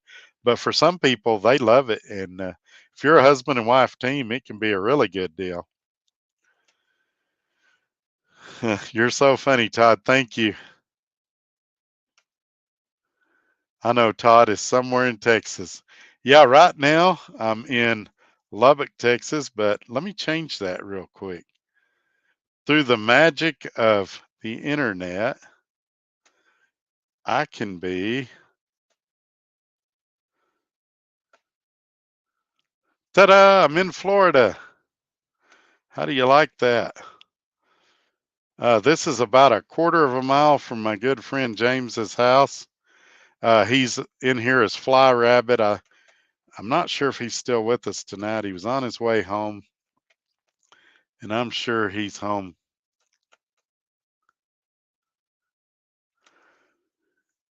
It's Destin or Destiny. Destiny, there you go. Well, apologize to her. I'm really working on it. I'm terrible with names, but she's a really nice person, and I need to memorize that. And I'm going to get better, I promise. Or I will, next time you see me, I'll have name tags. I have the best job, pick my own loads off the load board, but I am company and get all the company perks and no overhead. Best of both worlds. Yeah, you really do. You really do have a good deal, Tim. I bet Tim Backtrucking makes very good dollars. I bet he does too. He's kind of hinted to me the area he's in, but even if he made average money, the most important thing is that he really likes what he's doing. All right, I'm fighting with the mouse again.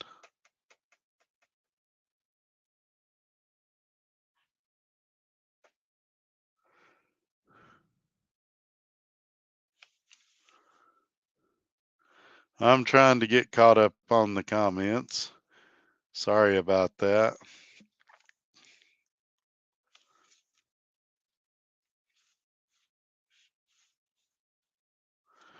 All right, let's see what we got here. Moving on to the next one. Wow, Brennan, you have destiny. You have a destiny. Congratulations. Yeah, and she's a pretty good truck driver too. So he hit the jackpot there. And she's cool about him getting all those hot rods too. That pickup and that Challenger. Company driver equals big dollars. It can. Depends on the company, but I know from talking to Tim personally that he really likes what he's doing.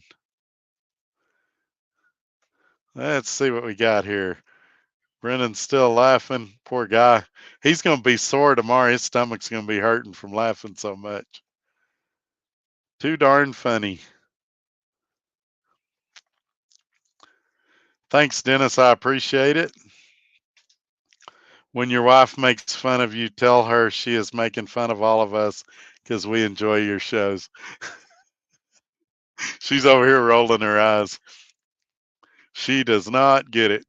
I told that to Michelle one day. I said, I know what I'm doing on here looks crazy, but I said, I speak trucker language. I said, truckers are enjoying this. And she said, well, they must be. But she's like, it does sound crazy sometimes.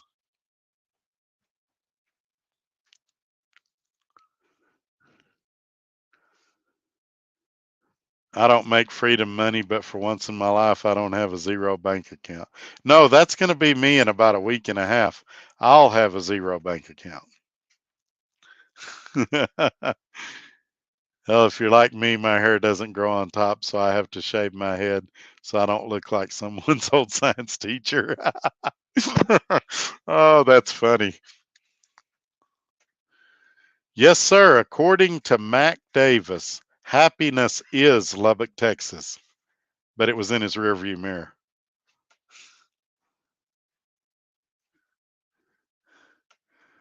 Good old Fly Rabbit. Yeah, he was in earlier. I don't know where he's at now, but yeah, he was here earlier. He's a good guy too. It's true. He calls me all kinds of names, and my name is right in my YouTube name. LOL. I've been doing good. I call you Tim. I need to catch up. So you don't work for Swift anymore? That is correct, Jack. I left yesterday. If you like what you do, it's not work. Driving just seems to be my niche, I guess. Yeah, I did not like driving until I started doing what I'm doing, the YouTube channel and the helping drivers. To me, driving got kind of boring, but now all the phone calls and the talking on the phone and getting to know everybody, I'm having the time of my life. I'm stressed out a lot, I ain't gonna lie, and I'm tired a lot. I used to sleep like 10 or 11 hours, now I sleep like 6. But I really feel like I'm doing something good and I'm having the time of my life right now. It's really a lot of fun to be me right now, regardless of what happens with this new company. It's been proven that the best truck drivers have zero hair on top of their heads. I don't know where you got that study, but I hope it's true. And it must be true because I got a little hair, so I must not be one of the best drivers. 601 says he's on his way to being great then. She has the truck now. That was our deal. She loves that truck, but I told her I'll only give her that if I get a Challenger. So now she has her truck and she's happy too. That's awesome. That truck's pretty cool though. The my only experience with Dodge pickups is when I worked for Trucks for You. When I left them, uh, the next company I went to had orientation in Dallas, and they rented me a Dodge pickup, and it had the 4 doors, but it was the smaller back doors, and the leg room in the back seat was terrible. My luggage barely fit back there, but this one that Brennan has, it was comfortable in the back seat. It was comparable to my Ford, and and it sounded good with that big V8 in it, and um, it had decent power and everything. It was a good looking truck. So even though I'm a Ford guy, I had to concede it was a nice truck. That is correct. Shannon Thomas is no longer at Dart. She went to work for a friend of hers, and she's now driving an International Lone Star, I believe. Yeah, no kidding. She's really rolling her eyes with the zero bank account.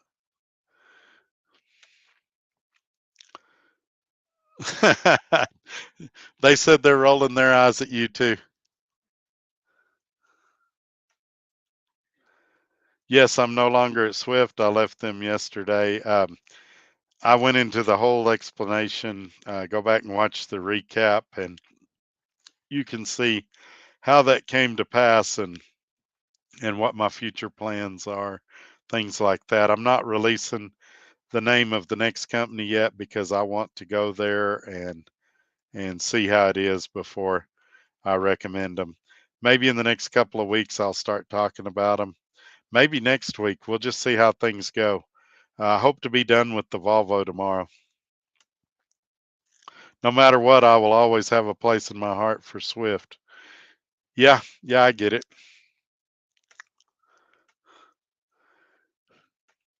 I would go through it again, Johnny, but the guys that's been with me for the whole 3 hours, they've heard it like 5 times now, so I hate to do that to them a sixth time.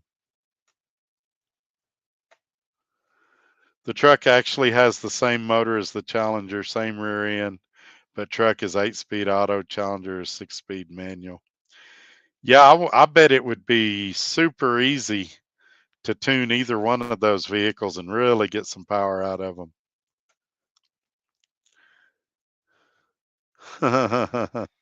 Terrible. I can't do it, Charlie. That's the one thing I can't do in stand-up comedy. Y'all want impersonations, and I can't do impersonations.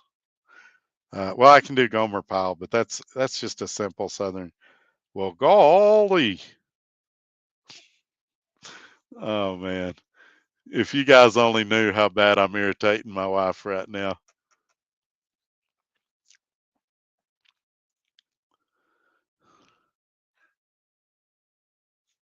Do what?